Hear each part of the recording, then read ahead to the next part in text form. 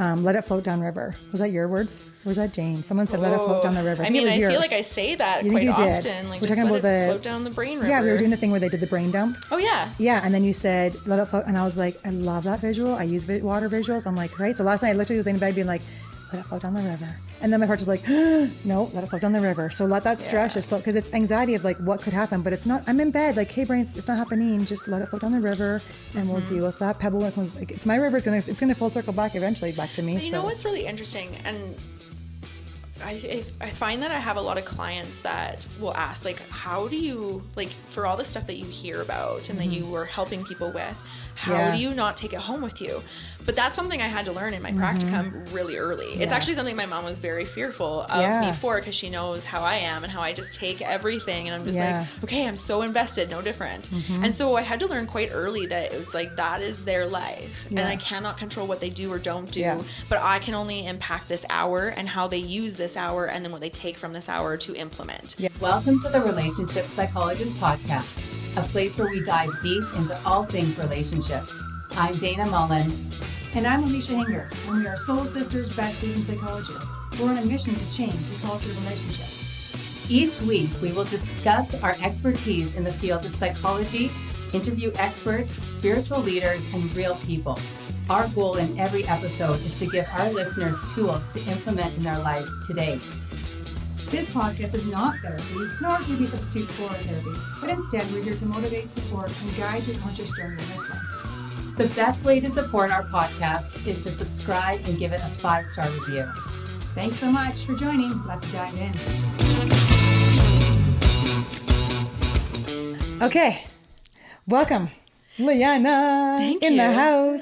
Singer extraordinary. You should sing us a song. Oh, Canada. If you recognize Leanna's voice, she's the singer for the Lethbridge Hurricanes. And sometimes the Lethbridge Copperheads, or guess Coldo Copperheads. Coldo Copperheads. Yeah. And whoever else you sing for. I'm sure baseball sometimes. Yeah, I sang for the Bulls for a bit, a handful of years ago. The Copperheads. I've sang for the Hurricanes, the College Kodiaks, the University Pronghorns. What else have I sang for? I sang for the first time. I had a rodeo that I sang for the Whoop Up Days last year, so that was fun. So fun. But and you sang in group one time. Do you remember when I made you sing? I didn't make you. I asked you to sing what the group? Hallelujah song. Oh, but like that the was Shrek song. that was for our we were doing Yoga Nidra. Nidra, Yoga yes. Nidra, yes. Yoga Nidra. Oh, it was amazing. In the back of the barn, it was all vibrating. I was like, yes. So good. Anyways, so welcome to the podcast. Thank Singer you. extraordinary Leanna.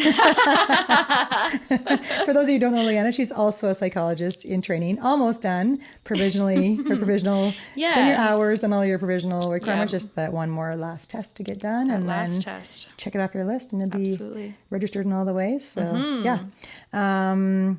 yeah, so I'm grateful that you're here. And I wanted to come, one of your specialties, I think, being working with teens, obviously, in performance, anxiety, and sports, and that's all, of course, all your jam, but is the compassion, burnout stuff that you've done. You wrote a book a while ago, a workbook for... You make it sound so official. Well, you wrote a book. I'm like, no, I didn't. Yes, you did. I put together a compilation of, like, it was a workbook. That's called a book. I put together a book of tools and resources for burnout, and what we'll talk about, like compassion fatigue and like the spectrum for people in the workplace, and just as individuals as they try and parse through and process what it is that they're going through for burnout and what their experiences are between personally, if it's like caregiver burnout, but like most I guess burnout in general started with the origins in business and work, and has since expanded into like what is caregiver burnout and what is other places that you can be burnt out in your life, because of the general symptoms, and the definition, I guess, has expanded since its origins way back in the day. What's way back in the day? Oh gosh, the date escapes me. I'm not a date person, but I want to say, and it's like, I'm going to butcher the name.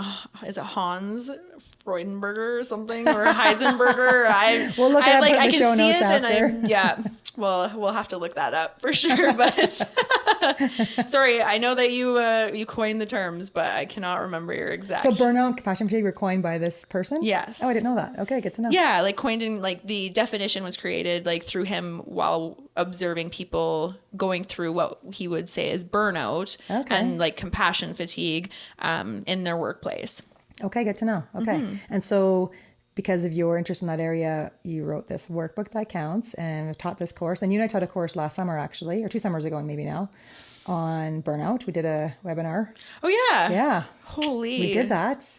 All the things we do in our private time. Just to let you guys all know as you're listening to this, it's literally Friday afternoon and we just finished our girls group. So if we seem a little bit like, oh yeah. Let's go like 2 seconds back. Let's just go, just back up a second. So hi Alicia, my name's Leanna. Hi Leanna, welcome to the podcast. Leanna Santangelo. Leanna Santangelo. All the things. I've worked with Alicia since before I was done my master's program, before I started my practicum. Yes.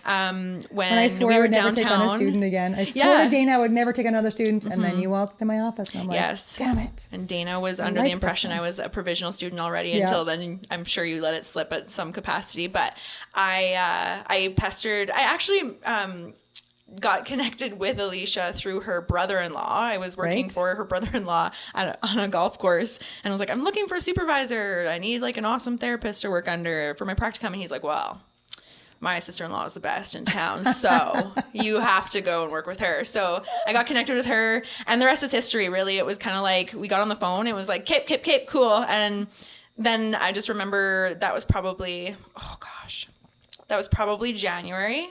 And then I think it was like, I didn't need to be in practicum placement for a while still. It was like another year before I needed to, or something like that. And I just remember then we had stayed connected, but I was involved in, you had like a yoga girls group that you were doing at your downtown building at the time. And so I kind of like was helping or like was around as like an adult body for that. And then it was like, oh, you like music, like cool. Like, why don't you come and do like a session? And so I feel like I just kind of got to be around and help out in some capacity and see some things. And then I remember posting at that point we were Facebook friends and I had like that group involvement, but then the fall kind of like, we didn't have another group, I think. And I just remember posting a photo because I was singing for the Hurricanes. Right. And I posted a photo with Mrs. Dirt and Mrs. Claus. Oh, funny. As I was going to go out to sing and they went on the ice to like do whatever they were doing for the teddy bear toss. Oh yeah, right. And I asked Santa for the perfect practicum placement, and you commented on my post. It was, I'm already claiming you, or like, you're mine, like text me. It was almost like frantic, like, what are you talking about? Like, no, I'm claiming you, like you were mine, like I'm going to be your practicum supervisor. And I was like, okay, cool. Like we had talked about it, but it wasn't like confirmed. And I was like, oh, well then I guess that Santa says delivers. It all. Well done, Santa. Exactly. High five. Thank you so much. It's funny because I think that same year, we're going to talk about boundaries today a lot. Yes. Dana and I had discussed boundaries many times, and she was like, no more undergrads. Because there's so much work. Yeah. No offense. Yeah. It's just true. Right. And I just, I've done it for just with where so you guys are years. At in your career and like your kid raising and all of that. It was like, how I'm about that's a boundary? Back to enough students at this point. I'm like, okay, I'm going to stick with provisionals now. And so, and then you came waltzing in and I was like, oh no, Dana's going to kill me. We just discussed this. But I think now I'm thinking back, that's why, because I'd seen you perform in the yoga and probably yoga nidra and with the kids. And I was like, she's good. Like, I think, all right, I can bend my boundary. I can bend my rule for this one last one. I'll sneak in here. Which is hilarious. Yes. As I'm now doing it again. Yes, as we were just talking about, like practicum students in master's programs. I hear ya. It is hard to find practicum supervisors, but we are pains in the butt. So I am forever grateful. So it has been a long time since like our origins, I guess. True. And then from there, your demeanor, I don't know how to explain it to people if like they don't know you or haven't worked with you or around you, but to explain how Alicia just empowers people, it's like you don't have any limits in Alicia's world. It's like, well, you want to do it? Let's go. What's your biggest, like, what do you want to dream? Like, okay, let's do it. Like, you want to do a group on this? Cool, let's do it. Like, we'll make it work. You want to, like, talk to this person? You want to get connected this way? Okay, I know this person, like, let's go. And there's no limits to what you can do based on what Alicia believes for, even just, like, manifesting in your life. But, like, she was like, okay, let's make it happen. Mm-hmm. So I feel like I don't even know how I went in the direction of compassion fatigue and burnout, but I feel like there was just something that inspired me to go in that direction. And I want to work with those people because I feel like maybe I resonate with it a bit because I feel like we were just talking about how when I was after my first semester of my practicum placement, we were sitting down and she's like, okay, treatment plan for this one client. And like, what would you do? And going through it. And I just looked at her and just bawled. I was like, I feel like a sponge that's overflowing. And she was like, okay, then maybe we don't need to do this right now. And maybe we need to focus on like, okay, how are we setting yourself up better so you're not burnt out and you're recuperating to go into the next semester for your practicum? What are you doing to set boundaries for your emotional, mental, physical well-being while helping and holding space for other people as a practicum student, right? It's a big thing of what you learn. You have to. Not that I perfected it by any means. I'm still learning truthfully. Do what I say, not what I do. Yeah. I'll teach you how to do it. That's what she says. I know, it's so bad. Like people say, do what I do. But I'm like, no, do what I say, not what I do. I'm learning as I go too, as I grow. But yeah, it's a massive part of, for undergrad, graduate, new beginner therapist, and then any nurse, doctor, coach, teacher. Oh my gosh, like any caregiving profession of any type of parent, anything. I mean, that list could go on forever, but it's massive to stop and be like, wait a minute, what are you doing to flip your cup? Because you're giving all day. How do you do that? Absolutely. Yeah. And I think at the end of the day, I mean, we've done so many different groups and the limits were never there. And so I feel like almost fed off of your energy. And I mean, for my own too, it's just, I'm very excited about doing all the things. And so I was like, sure, I'll do this. And like, I want to do this too. And like, how about we do this? And it's like, sure, let's make it happen. And so I feel like we both were like, yeah. Oh, that's a lot. Yes. And so I feel like to some extent, like we kind of now have figured out a way to like rein each other in a little bit. It's like, well, do you think that this is going to work? Or like, do you think that's a little bit much? Or like, hey, how are you going to balance this? And I know that you are always checking in and like aware of like what's going on because one, you're my supervisor, but two, like you're just checking in like, okay, well, how does that feel for you to like be doing this and navigating that and la la la. But I feel like from day one, I really picked up on like, oh, does Alicia check in with herself? Like, has she eaten more than a protein ball? I was like, damn it, stop calling me. Again, do what I say. Don't call me my shit. So it is funny because I noticed like even just different people, they're like, man, like Leanna really like calls her on her stuff. Right? And I'm like, well, but that's part of just how how we have navigated. Yeah. And I will sit for hours and we'll just talk and debrief. And like I sat for at least 2 days a week during my practicum watching, and then we debrief for like feels like hours afterwards. And it's like, oh my gosh, I got to pick up my kids. Oh my gosh, I got to like run to this next thing. And so I feel like it's been a blessing to learn through what you're like, do what I say, not what I do, but like also just to like go through those motions. And I almost feel weird saying like, I'm grateful. I have gratitude for the limitlessness that you've provided in how we work together, because I've had to learn like, but I do have limits. Yeah. And so there's gratitude in that, like, I've had to experience burnout. Yeah. And not that any therapist has to experience something in order to help others through it. No, but it's something that I can be like, I get it. Yes. And so I think that's where a lot of my clients like look at me and they'll be like, oh, come on. And I'm like, no, well, this is what I did. And this is how I navigated and la, la, la. Like, I get it. I resonate with you. Yeah. And so I feel like I've gone in cycles of it and had to really catch myself and be like, but I don't have what I need for me to be who I want to be. And then we can bring in performance enhancement with that too. Right. So, I mean, we go and we digress, but at the end of the day, when we like refine it back to that burnout and compassion fatigue, there's some really interesting stuff that we were just like bantering about and like kind of debating before we got on here. But I don't know where you wanted to kind of go with that. Well, I just want to make sure that we're clear. Like the goal of this podcast is I want to educate people as much as we know our experiences about burnout and compassion fatigue, and we're going to even debate what that even is. Yeah. Because there's some different schools of thought about what compassion fatigue is.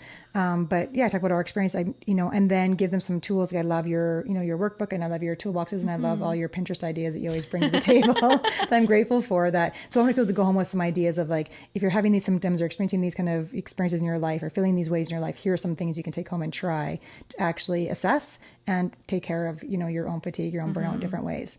But I'm even just thinking right now in real time, like this group that we just finished this week. So kind of how I think of, as like when I'm in, I'm all in. When I'm with somebody, if I'm with a client, I'm not anywhere else. I'm fully present with that client. I'm feeling their stuff in that. Like I know Stan would always say, Tatkin would say to me, my mentor Stan would say things like, your insula is overactive. Like he said to me more than one time and I'd be like, yeah. Which just means my empathy, like that's a part of your brain that, shows up in an MRI when you're in empathy mode. And so, so it's been learning, like I think him saying that to me and just over the year learning of like, can I be in that space with you, be all in, but then when it's done, put the boundary back up at the wall, the healthy boundary back up, and be like, but we're done. So even this week with group. So go back 2 seconds. So our girls group, for those who don't follow like our Instagram, our like, please do, you know, our Instagram. Professional other stuff outside of this. We just finished our fifth year.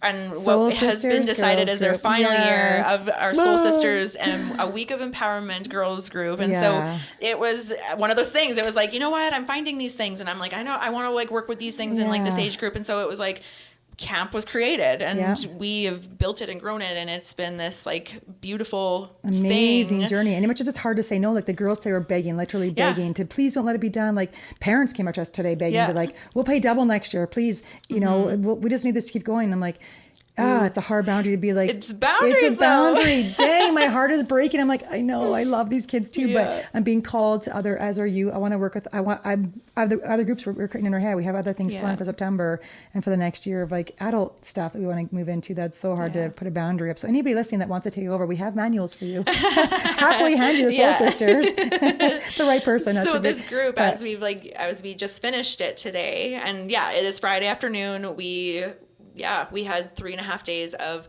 busy, physically, mentally, emotionally draining and demanding. And like, that sounds like, oh, that was grueling week. Amazing, it's but exhausting. Just exciting. And just, you're always just... Like when we were there, we're full on. Like we show up in the morning, we're like, okay, it's dance party time. Move your body. Now let's meditate and connect with your soul. Now let's do chakras and the horses. Now let's go in the pond. Now let's do crafts. Now we're going to do vision boards. Like it's, which is what we do, right? So we're trying to do an up down for the girls all day long. So we're fully present. We said that to our volunteers. When we're here, we're fully present. If you can take a break, go take a break over there. But when you're with the kids, let's be fully present. So they feel that we're with them. Like your time matters and you guys matter in our lives in this. And we're fully with you in this moment in time. Absolutely. But then it's how do you turn that off just in life? Which I think what burnout is how do you then, which I have a hard time with, like even last night, right? Anybody that knows me knows this. Like, so we swim every day in my dugout, my pond, and every day they swim, I'm like counting the heads, and I'm like, it's a dugout, so there's like weeds and there's trout in that pond and whatever. So I'm like, they love it, but it's like my anxiety. So I'm like, I'm like, okay. It's Thursday. There's no more pond. But of course we know Friday, right? On the schedule Friday, there's no pond time. But of course they beg. So last time I'm like, I feel better. I feel my chest is like relaxing. There's no pond. And Leanne's like, don't kid yourself. And I'm like, oh. Yeah, I absolutely called her out. I was like, you know that they're going to bring their bathing suits. You know they're going to beg. And they begged today. And I was like, oh, God, like actually as a group discussed it and came up to Alicia and we're like, we have a really important question. With bouquets of flowers. They picked canola in the fields. They gave me flowers. And like, with these flowers, we request the pond. And I'm like, oh God. Which I knew was coming. So like last night, again, my brain's like, how much weeds? Do they have enough floaties? Who's going to, like the whole time my brain is just like, with, you know, who's safe and how they can keep them safe and all this stuff. So it's full on, but it's how do we, and again, I haven't mastered this. Like, how do we turn off our brain, or how do we turn off those parts that would cause burnout when the part is over? I loved it when you said this week, actually, like some things I always learn, like we do this every year, but I love watching each other and I love watching when you said, let it float down river. Was that your words? Or was that Jane? Someone said, let it float down the river. I feel like I say that quite often. Like, we're just talking about float down the brain river. Yeah, we were doing the thing where they did the brain dump. Oh, yeah. Yeah, and then you said, let it float. And I was like, I love that visual. I use water visuals. I'm like, right. So last night I literally was in bed being like, let it float down the river. And then my heart was like, no, let it float down the river. So let that stress just float, because it's anxiety of like what could happen, but it's not, I'm in bed, like, hey brain, it's not happening. Just let it float down the river and we'll deal with that pebble when it comes. It's my river. It's gonna full circle back eventually back to me. But you know what's really interesting, and I find that I have a lot of clients that will ask, like, how do you, like, for all the stuff that you hear about and that you were helping people with, how do you not take it home with you? But that's something I had to learn in my practicum really early. It's actually something my mom was very fearful of me for, because she knows how I am and how I just take everything and I'm just like, okay, I'm so invested, no different. And so I had to learn quite early that it was like, that is their life and I cannot control what they do or don't do, but I can only impact this hour and how they use this hour and then what they take from this hour to implement. And so I'm always, and my clients can probably attest to this, and I'm like, here's a thing, like, try this. And it's like, I always want to give something, or there's like some like piece of advice, or there's something that like, okay, this is your mantra or whatever it is. But I most, if not all sessions, which seems a really extreme statement, but I give something in order for them to then do that and implement it for themselves. And so I had to learn that, like, it is okay. I give you this. It's the serenity prayer, right? Totally. Help me, like, whatever that prayer is, I don't remember, but the prayer of like, help me serenity let go prayer, of the things is. that are out of my control. Like, Yeah. help me the things where they're in my control. Here's the tools I'm going to give you. That's in my control to teach you and inspire you in these ways. And then what you do with it is out of my control to let that go. And that's something that I would say most of the time is doable. Yeah. And then you have some clients that are in crisis, or there are things that are going on that you're like, it sticks with you. And so you go home and it kind of is something that consumes a little bit of your time, your space, your energy. Like there's things that you're like, well, how can I? Yeah. And so I feel like that's entirely different than like you being all in with every client and then taking them home with you. And like totally air quotations, like your brain is so consumed by the clients you saw on Monday and Tuesday and Wednesday and Thursday and Friday. And by the weekend, you're like, I don't even know, like I'm mixing up all the details because I'm taking them home and I'm like, actually have no boundary with what I do leave in the office. I tell clients all the time, come in my door, I'll take that from you because you're sharing it and you don't have to hold it by yourself, but it stays in my office. There's like a physical, like almost like a visualization. It's going to be clean. It's like, I'll take that for you. You don't have to carry that anymore. But I have like this visual, I guess, for myself, that I have like this rock pile that it's just a Mary Poppins bag of like a rock pile that I will take your rocks that are heavy in your backpack and that you carry around throughout your life and through many years. And then I will help unpack that backpack with the rocks that you don't need to carry anymore. Right. But I don't actually take it home with me. I don't do anything with it. It just is this Mary Poppins bag of rocks. That's funny. That's how I like visualize it for myself. I use the analogy of poop. I used to say the same thing to my clients, but I didn't. I use the analogy. I'm like, you can leave your shit here because I fertilize my garden with it. I actually really like shit. There you go. Right? So I'm like, it's no like problem. I like the cycle. I like that. So they always laugh because I'm like, it's true. Like I take the chicken poop and I take the horse poop and I put it in a little pile in the back. Because then it's like, when it's good it's a nature compost. thing. I put it, so I'm like, you can leave it here, but I am putting it, like I'm not taking it in my pockets. Like I don't want my pockets. I'll just put it in the pile and it will make good dirt later. Absolutely. I like that a little bit better. But anyways, I'm just always jealous of your analogies and metaphors.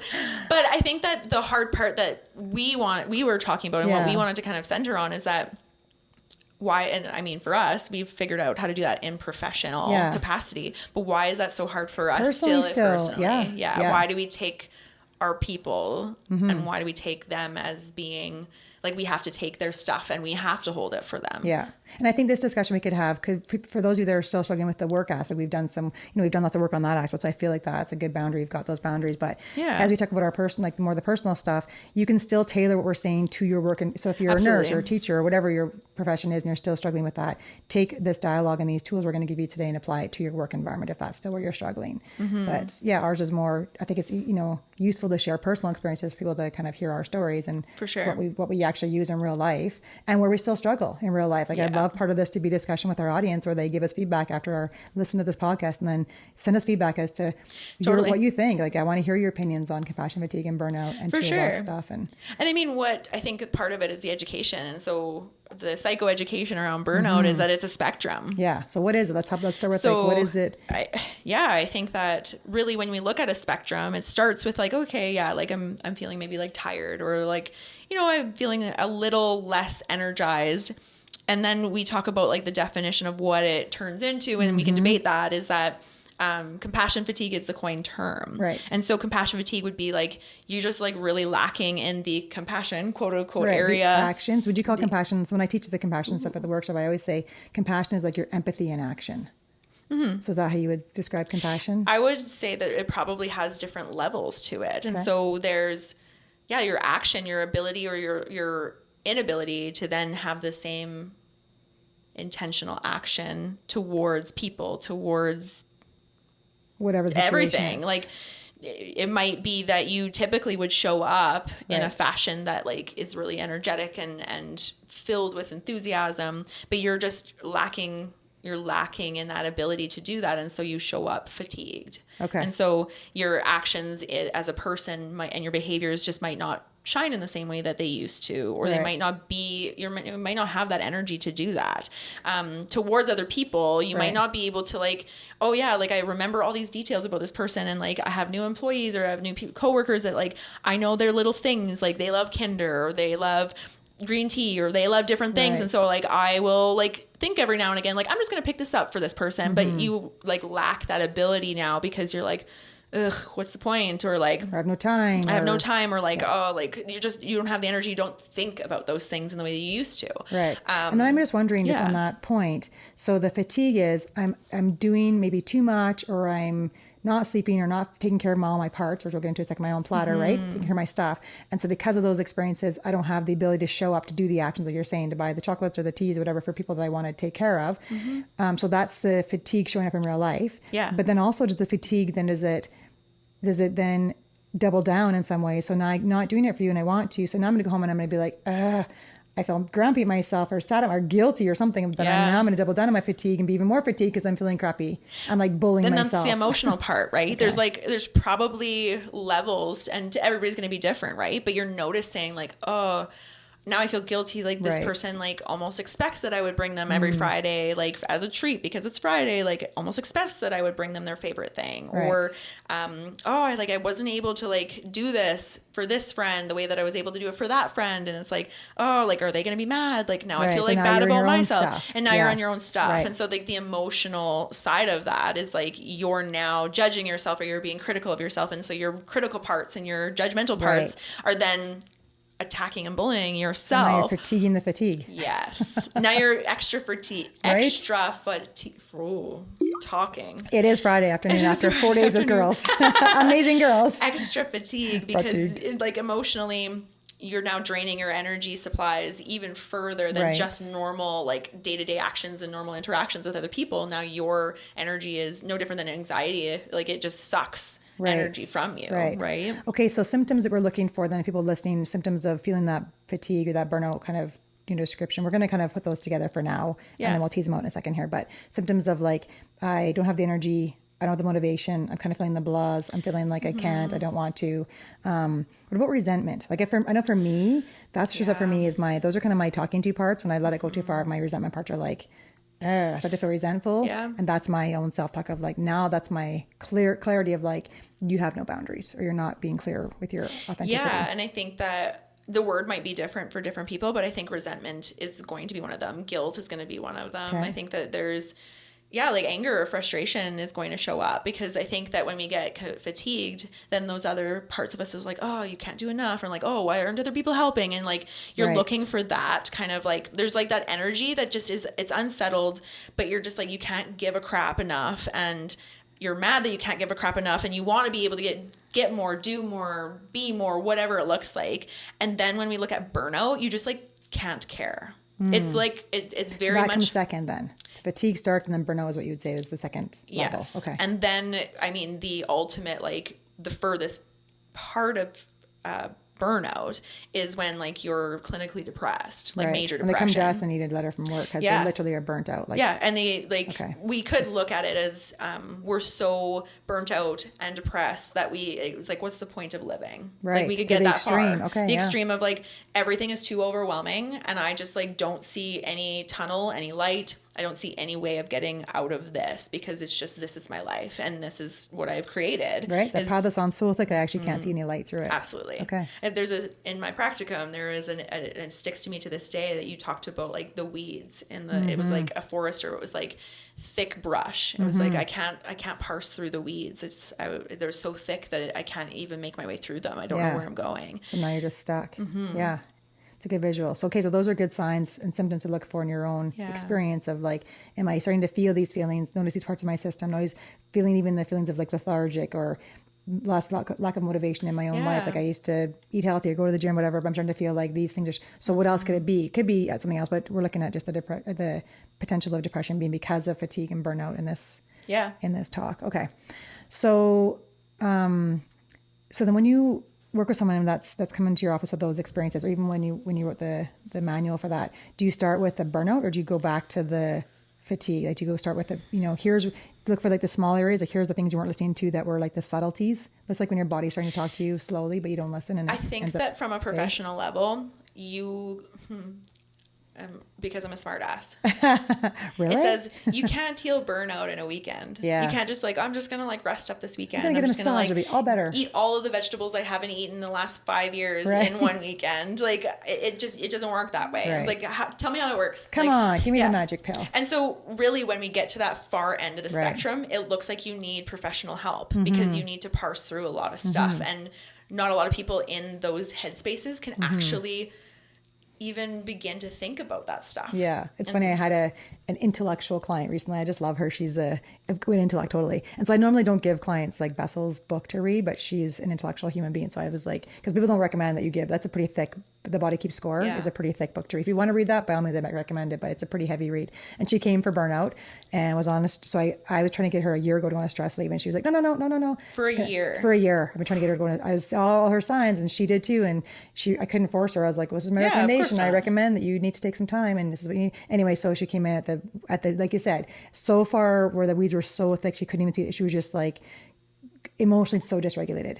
And I'm like, you ready now to take that? Yeah. Okay. And actually her HR, thank God, are great people. And they were like, yes, we've seen this coming too. It's time for it. So she took it off and she wanted to go back to work after 4 weeks. I was initially 4 weeks off and I was like, okay. And I was kind of like laughing. She's like, why are you smile? I'm like, well, we'll see how this goes, but come back in 3 weeks and we're going to reassess where you're at. And here's all the things you need to do. And then she was like, after 3 weeks came back and was like, I'm not ready. Yeah. And it was so hard for her to admit. And then she actually still went back. Another 2 weeks later went back and still wasn't quite ready. And ended up there for 2 days and came back off work. And now she's back at work. She took the full time off, did her work, did all her stuff. And now she's like, wow, I had no idea it can be healed in a weekend. Because she's just a very top down. I just get stuff done. That's just the way she's running her life. Yeah, why can't my body just figure it out, right? And it's very interesting because I had a very similar experience with an individual I helped through burnout as well. And I was like, and it's funny because they laugh, but their sign to them was that I lost my temper and I threw something and broke my window. Yeah. And it was like, I might need to go talk about something. And I think that maybe I'm going through something. Yeah, and then I was like, wide-eyed was like, so do you think that there's a possibility that you could be burnt out? Well, yeah, probably, la, la, la, la. Yeah. But it was like, okay, can you look at the possibility of taking 2 weeks? And I just started there because I was like, if I actually tell them how long I think they'll need. And so it went from that 2 weeks and it was like, okay, like talk to my husband, like financially, everything, like we set it up. So it was like, it's going to work. Yeah. I'm going to take 2 weeks. And then it turned into 3 months. Yeah. It was that, okay. But the thing is that when I look at it that way, it's like, this is the extreme. Yeah. Please come and see somebody. Earlier. Please go and help yourself. But the precursors are like, you need to look at these things and say, okay, but is that you as a person? Are those your qualities and characteristics? Or is it that like life is fatiguing you, life is drawing from you, that, the things in your life, like the parasites that are kids. I love kids, but they are energy vampires. They are suckers of everything that is nutrition and in loving ways. They definitely in the are. Best ways. Like, yes, they are just a lot. And when you invest in them, you're drained, because we can talk about what we were talking about before. We were saying like, does a person like in nature, Naboo even, like as a dog, he's going to feed himself before he's going to be like, I'm full. Like, sure, you can have the rest of my food. Yeah. Nature is not going to let you have anything if they are depleted from something. Yeah. And so then we were talking about how, you're a farm girl. I'm a farm girl. And so I was like, and then I was like, but that's not always the case either. And so maybe if somebody wants to correct me, but like, I did 4-H, I did sheep 4-H. And so I think about some of the situations in which we had flocks of sheep. And so the ewe lambs, which are the female sheep that have babies. The mama lambs, the ewe lambs. Ewe lambs. They're ewe lambs. Okay. EWE. Okay. Ewe. Ewe. Ewe lambs. Ewe lambs. There's some of them that if they weren't given the proper nutrition, the proper nutrients, that they were then depleted. Like they would be skin and bones, but have massive... To feed their babies. Yeah, to feed their babies. Yeah. So I wonder how far they would take it. Like I wonder if someone didn't step in nature, like if farmer or your dad or you didn't step in, if they would literally die for their But then you go on the other side of it. And when they are ready to wean their babies, they're headbutting, they're pushing them away. They're like, you're not touching my teats. Like, so they maybe know I can do this for a certain period of time, and then that's going to butt you. Like I'm going to headbutt you out of my life. That's the thing, is that there's a threshold that by nature they're like, I can't do this anymore for you. Okay. Throwing the microphones around. And so then when that happens, that's when they know it's time to, I'll just take your, make sure, say hi. Yeah. Okay, good. So by nature, they will naturally wean off their young, no different than many other moms in nature, right? But I think the bigger thing is that they will go and they will deplete themselves because they don't look well, some of those ewes. And not to say that like, oh, well, the farmer's not doing what they need to like make sure, but it's like sometimes it's like just how they have triplets. How does a mom keep up with triplets and provide enough food for triplets? But in other cases, you see that moms will actually try and kill their young because they're like, oh, there's like a defect or there's something wrong with it, or there's something not right with the mom and their hormones are all mixed up. And so they're just like, oh, like this thing, like, no, get it away from me. So there's like other like, well, we won't even get into like the all random situations. But really, when we think about how we as adults, but especially individuals in like helping positions and caregiving positions, how we deplete ourselves and we don't think about how that's going to impact how we show up for other people or how we can even do that for other people. It's that we're not even looking at the signs of like, hey, I'm depleted. I don't have energy. These things, maybe I need to actually just take care of myself, wean the babies off, or like tell the people, hey, I can't do this, or tell work, hey, I need these days off.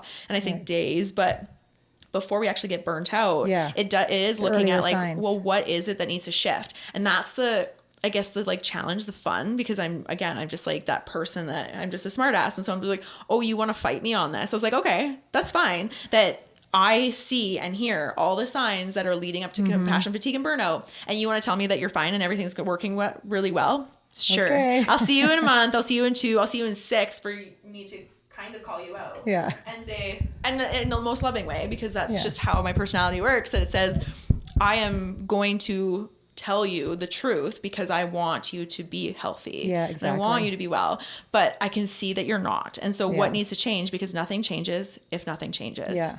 So so let's debate this a bit, because we've talked about the difference between, is compassion fatigue real? And of course, if you just Google this right now, if you just go on your phone and Google compassion fatigue or on a computer, it'll show up. There'll be a definition for it with that guy's name that you said earlier. With that guy's name, whatever his name is.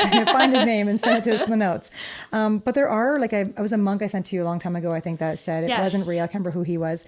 But even like the Gottman Method doesn't believe in compassion fatigue. So there's quite a few other authors that don't think it's a real thing. And I think the argument that they present, which is curious to me, because I don't know, I think I sit more on that side too a little bit of, so compassion is, I kind of define as empathy in action. So empathy is what? Empathy is, I hear you and I hear, your experience, for you. Like if you're saying, this is hard for me, this is painful for me, that's your experience that you're having, right? So I hear your experience. So empathy is I'm hearing you, and I'm, and compassion is because I'm hearing you, I might bring you that tea. Yeah. I might make you a meal and leave it at your front door, because I know that would be, and compassion feels good. So if you look at like that study we talked about with that Germany study with Tanya Singer, I think, out of Germany a couple of years ago, they did MRI studies. And so they were reading the MRI, people's brains that were in compassion doing action, right, had all the dopaminergic reactions and had all these like, their brain was in an oxytocin kind of state where it was in a euphoric feeling good state, where they would argue that it's empathy, fatigue, essentially. That so again, back to my like overactive insula, which is what Stan would say, right? Yeah. When you're all of a sudden blurring the boundaries. So, you're going through a hard time, Leanna. So now I'm feeling your pain. Actually, it's not my pain. So your dog died, or your person, or whatever it is, right? And instead of just being like, I hear you in your shoes, and I empathize with you, and I want to give compassion to you, and I want to give you, I want to serve you in whatever way I can serve you. But instead I take it home and I'm like, now I'm feeling your pain. That's a boundary blur. So in that way, I can see how they argue and say, well, compassion fatigue isn't really a thing. It's empathy fatigue, and compassion actually feels good. So when you look at the brain scans, that's kind of what we see in the scientific world. Yeah. Compassion is supposed to be, what was the word that you used? Compassion is empathy in action, and it feels good. Yeah, it feels good. It's like restorative. It is restorative. It says like, oh, like I just have so much compassion for that. Like that feels because it feels good as humans to connect, right? It's the connection part of it that feels restorative. It's like I'm restored because I have connection, and that feels good. Yeah, and I know I'm doing something for you that works for you. And maybe I don't like green tea, but I know you do. And so I'm doing that thing Yes. for you. So, and I see you light up, or I see like a little bit of a relief, maybe like I'm offering, hopefully someone's in pain. Compassion is, I want to help you in your pain. I can't take away your pain that you're grieving, for example, whatever it is, right? But I can offer you a tea, or I can do something that will give you some sense of connection or some sense of relief that someone's got your back, or someone sees you in your pain, or whatever that is. So so there's the, but when like even Brene Brown, like she defines empathy. Well, as a boundary of connection, like empathy, vulnerability are the foundations of connection, right? But she's also the queen of boundaries, right? Talks about boundaries. And that's where I think this all kind of like ties in, is that when we don't have boundaries, and I mean, I can't tell you, probably 99% of my clients, it's like, oh yeah, that sounds like a broken boundary, or that sounds like somebody went over a boundary, or, oh, you're resentful, weird, like tell me why you think that is. Oh, they broke a boundary. And but at the end of the day, the boundaries are for us, they're not for the other people, but we have taught them that our boundaries aren't worth following, or that their boundaries are more important than our own. And so we go to this place that says, okay, we continue to break our boundaries.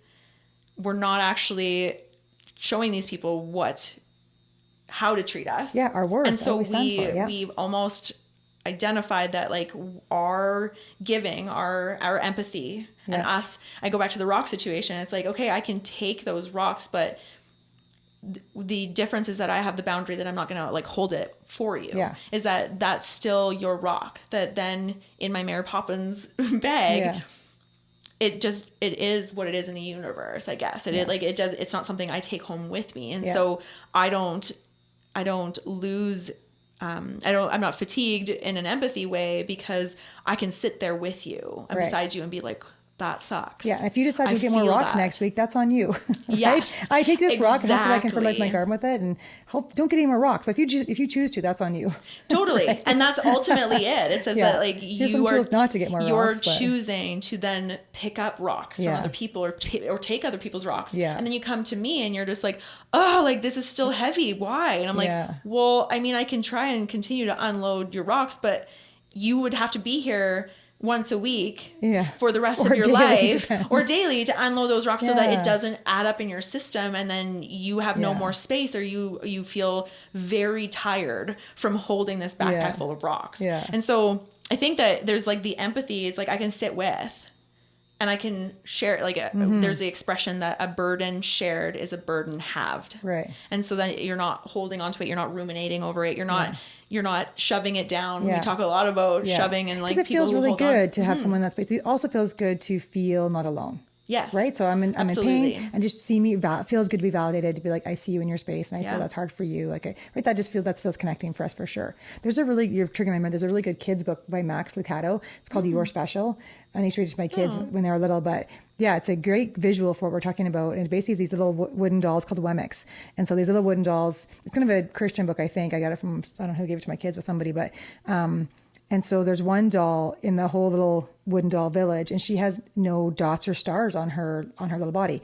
And the other dolls all walk around there. They have like other people go around other dolls and give them these golden stars or these blue dots. And blue dots means like, oh, you got a scratch on your wood over there, and oh, you got a chip out of your wood over here, or oh, your wood's getting kind of old, so they give you your wood is shiny, I'm gonna give you a gold star. And so they're defined by other people's opinions of them, and they walk around trying to get gold stars, of course. And the ones that have blue dots are feeling bad about themselves, and she has none. And so these little dolls are like, how come you don't have any? Like, they try to put them on her and they just fall off. And she's like, because I, goes to the creator. Like, I go to my divine source and I believe in myself. And so I don't need other people's opinions to stick to me, good or bad. Yeah. It's a good little visual of like boundary. Right. Right. She's like, I know what I stand for. I know my worth. I know what I stand for. And so your opinion, sorry, not sorry, doesn't matter as much to me as my divine, as my creator's opinion of me. Wow. Pretty profound stuff. So wow, is right. Yeah, it's a kids book. It's a little cartoon. Crazy. Like, it's a great little book that I read to my kids often when they were little, that I just remembered when you were talking. But I think I think boundaries are such a hard sell for people when we are, for some many reasons probably, taught, to put other needs ahead of our own, or to be, martyrs, or to, serve others at the expense of self. To self-abandon. There's so many different reasons for that we could get into, but I just think that if you just boil it down to, okay, so if this idea of burnout or this idea of compassion fatigue actually boils down to, I am empathetic towards you, but now I'm actually boundaryless in I'm taking home your stuff. So that's one of the things that's happening. So I'm being, empathically fatigued. And then my actions I can't do now because I'm fatigued. And I'm beating myself up because I can't do those actions. Or I'm doing them in self-abandoning. And I'm going to feel resentful. Right. So we have all these kind of layers. So it goes back then to, I think, again, your jam of like the mind platter, like to your space of which I know is you speak about lots at, our staff meeting, even like 2 weeks ago, you had us all doing. I was like, I know that stuff, but it's such a good reminder for people to listen, like, right. If we actually held good boundaries in every one of those 8 quadrants or 7 quadrants, whatever there is in that platter. 7 essential nutrients. Okay. 7 essential nutrients. Like I always visualize the 4, like I just use the 4 quadrant one. That's kind of my visual. So if you're not on your phone listening to this, or you can switch the page, go and Google the Healthy Mind Platter. Or Pinterest. Or go on Pinterest. Whatever's your modality.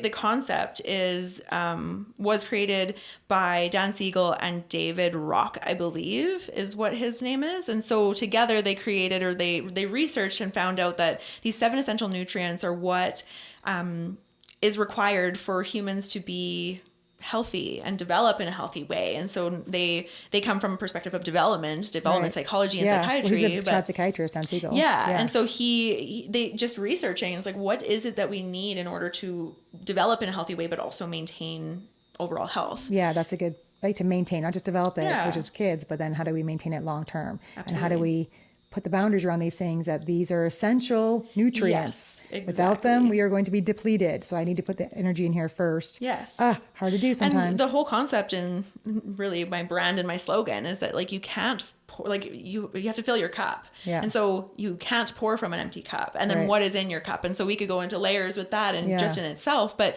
these 7 essential nutrients are designed for you to look at your life and take a self-assessment and say, oh, I have not actually got enough. Like, what is it that I'm missing? And that's because I'm self-aware. I've spent time to be like, oh, like I haven't seen this friend that fills me up in weeks, or I haven't connected with them. And it's like, I'm really missing that connection right now. But I've been so busy to make sure that I've completed my work tasks. I've been completing my, my schoolwork, or like I'm focusing on these other areas, or I've been so busy momming and I want to be an intentional and like amazing mom that I have been missing the connection I need as a human. So as I'm rocking these part of my platters, like these ones are full and doing great. I'm sucking over here.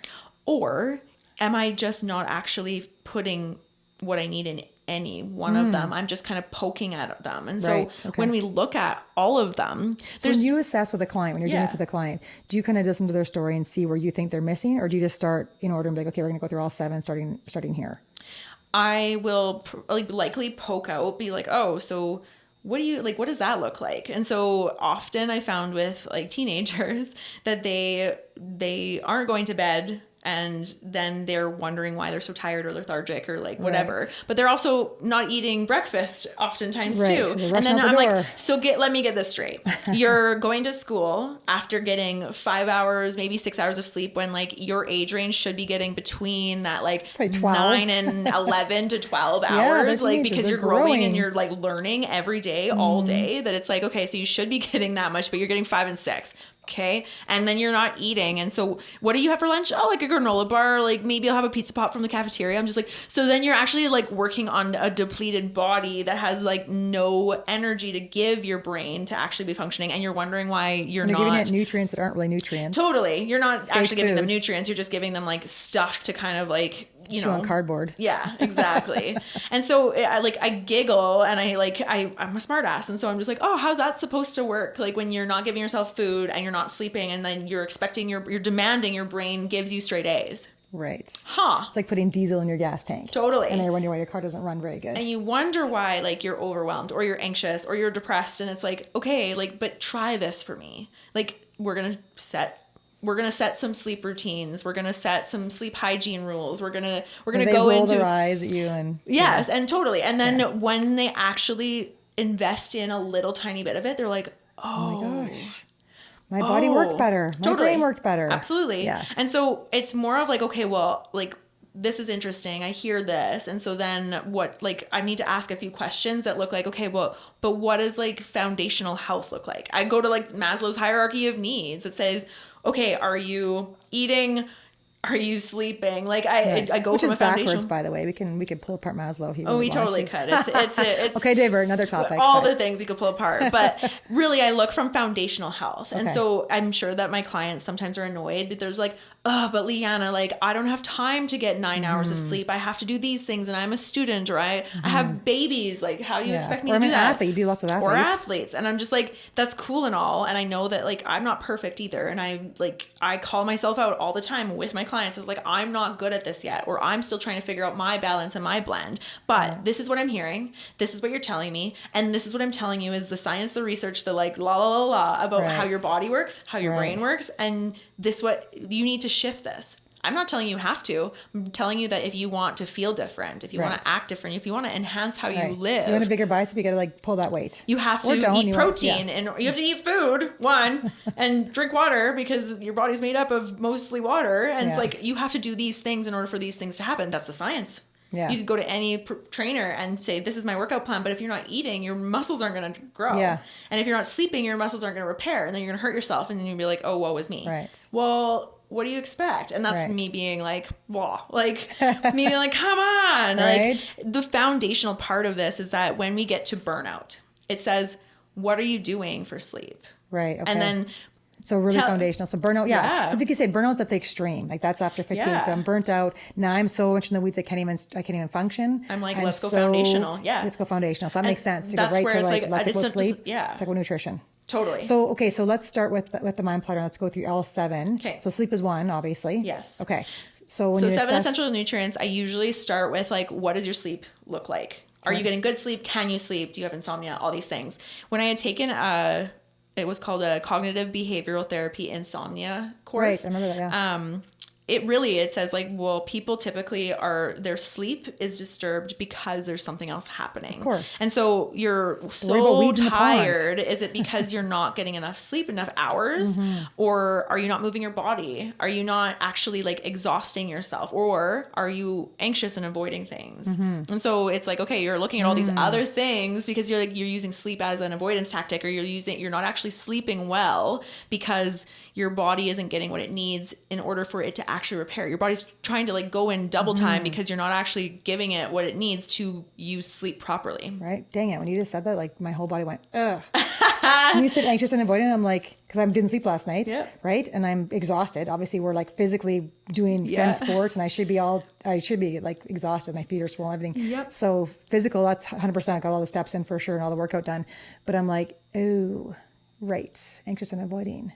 Damn, what are you avoiding, right? Right, yeah. And that's where I guess it's funny when working with sleep, it's like we could go on for sessions about like, okay, but what does that look like and why? And then from there, it's like, okay, but here's like what we can set in place for you to know that, okay, if it's impossible for you right now, and like I am horrible.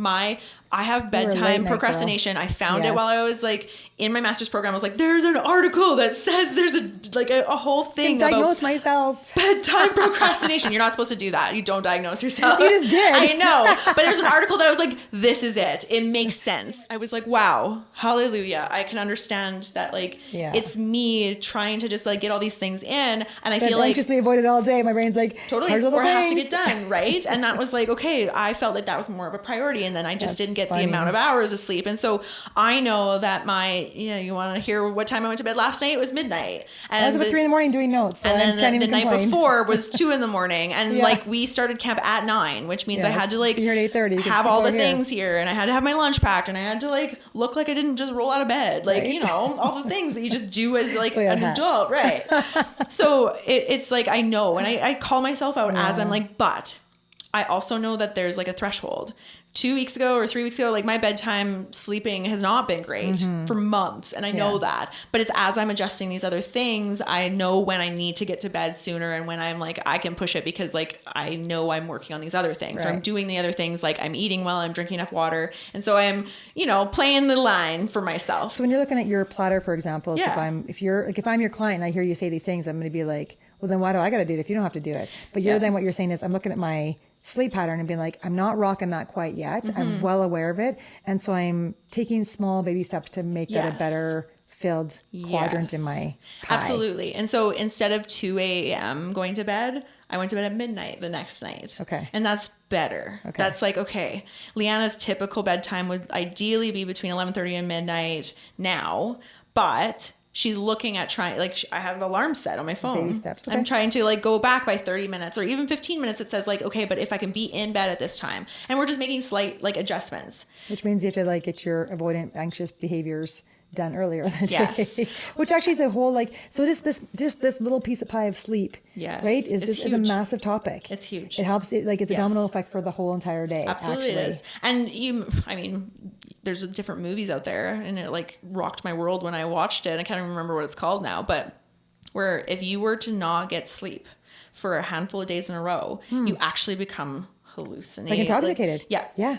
You actually start seeing things and hearing things, and you like your body starts shutting down. Like there's a movie that where like people around the world just couldn't sleep, and they're like so fascinated by the two people that they found that could sleep, and they're like, why can you sleep and we can't? And it was like electrical stuff in the air, and like everybody couldn't, but because these two people had like died and their hearts restarted, they then had like they were like, it's obviously not a real movie. No, well, it's a real movie. It's not a real true story. Like okay. it's one of those movies. Okay. And I was like, interesting, but it was all like to do with like electrical, like the environment, the moons, like all of the different like things in the world that like we have rhythm with. And so like when we talk about sleep rhythms and like why we don't want to like see our phones and like have blue light before bed, it's like creating that routine. And then I could talk about performance. So an athlete will get on to their sport and perform because they have a routine and they know that this routine actually sets them up for success because your body can predict what you're doing. We can talk about Andrew Huberman and how he talks about melatonin and how it doesn't actually make you sleep. It's that your body then is like, oh, I have more melatonin, or that I'm not producing enough melatonin because of other things I may or may not be doing, that says it signals it's time for bed. But if you don't have a set bedtime, if you don't have a bedtime routine that says, oh, I'm preparing myself to sleep, it's like going to the rink and being like, I'm not going to do any preparation. And so my body doesn't feel warm. My mind doesn't feel focused. And I don't even know what I'm going to do. I have a hockey stick. If I'm going to play some hockey, I'm going to stick it back with my feet. Yeah. Totally. And so all the signals get your body, the muscle memory ready for that. Yeah. And that's the same with sleep. And then getting up in the morning, there's a whole, like, her name is Erin. She's like the morning routine lady. I was on her podcast recently. Yes. Yeah. So she talks about how important that is and how, like, it's Erin no Beekman, different. for those who are listening, Erin Beekman. That's right. I was like, I know there's a name. I can't remember her last name. Yes. So, I mean, sleep is just a massive category in itself. And I think that I could go on for days for any category, but really when we talk about sleep, it says it's a foundational element that when I can call people out and be like, oh, so you think that you can go off of 4 hours of sleep and still function like a robot? Oh, how's that working for you? Maybe we look at changing that. And so burnout looks like, are you sleeping enough? Right. Okay. And if you're fatigued, you're tired, well, what does your sleep look like? Okay. Oh, you're not actually sleeping enough because you're worried about like cleaning the house or packing the kids' lunches or getting those assignments done. Is there sleeping too much?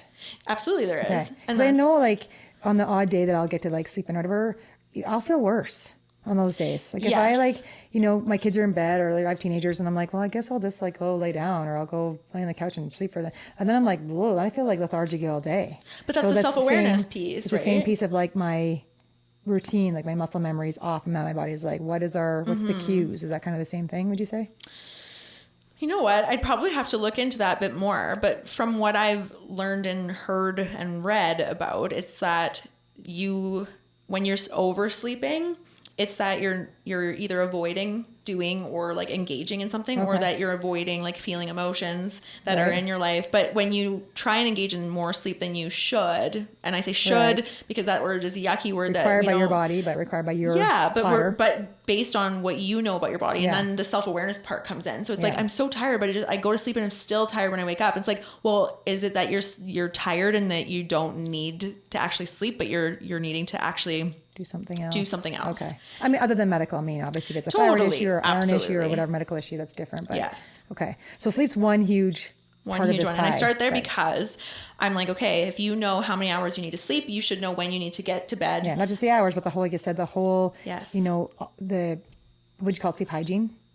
Yeah, it's called like there's a difference between like actually like looking at sleep and then the sleep hygiene. Okay. And there's like a difference because it's like, well, these are things that like we do hygiene kind of like we're keeping up with, but it's not the actual like foundational elements of like different sleep cycles and like working through those. But the patterns get you into that routine. So you have those kind of like cues that you said in your body of, here's what my sleep's going to look like. Here's what I'm going to do, you know, put my phone down, turn the lights off, meditate, read, whatever. Here's my kind of plans that cue my body as like an athlete. I'm going to pick up my stick and I'm going to get on the ice. I'm going to cue my body. That's I'm going to first like listen to this playlist because these are the songs that make me feel pumped up, or like this makes me feel like I'm getting in the zone.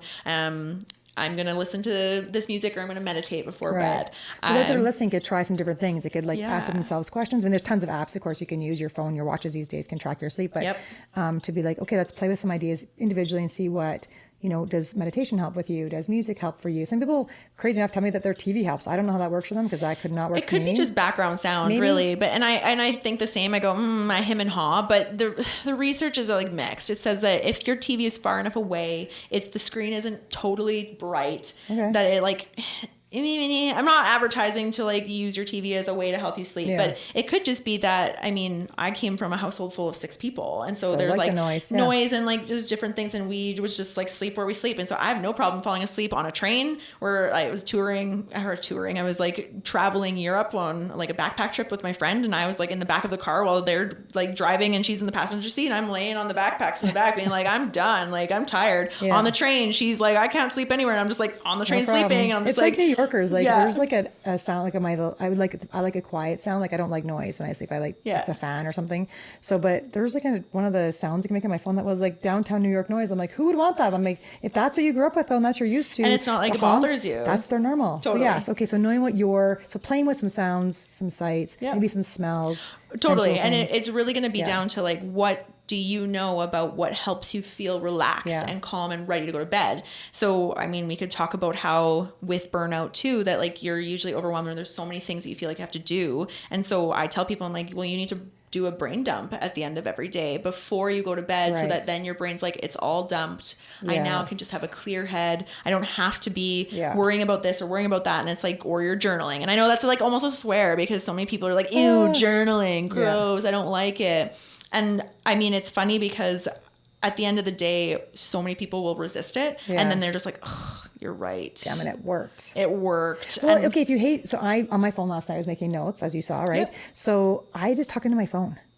Like I tell people it doesn't have to be like, even like you can just do a vlog even. Like you don't have to do it. I leave myself to voice talk. messages. I grab my phone and I'm like, turn on the thing so I can see the screen. I go into that voice memo and I'm like, okay, here's notes for tomorrow. Gotta do this, blah, blah, blah. So that's my brain dump is just like talking to my phone. I'm like, oh, man, I made notes last night. You're like, what? I'm like, that's what I do at night. But that's my brain dump is into my phone. Absolutely. And then my brain's like, okay, it's out. Now I can go to sleep. Yeah. And so you can get all of the stuff out, and the whole concept, if you want to Google it again, like brain dump, or if you look through what a bullet journal is, there's like a brain dump kind of like visual there. And so the first brain dump that I ever remember like pulling up is that it was a page and it had 6 circles, I think, maybe 8. And it was like, this is my procrastination circle of like the things in my brain that I'm procrastinating. This is my grocery list. This is my to-do list. This is my fears. This is like just the things in your brain that you're categorizing. And so for me, I am a colors and like location person. And so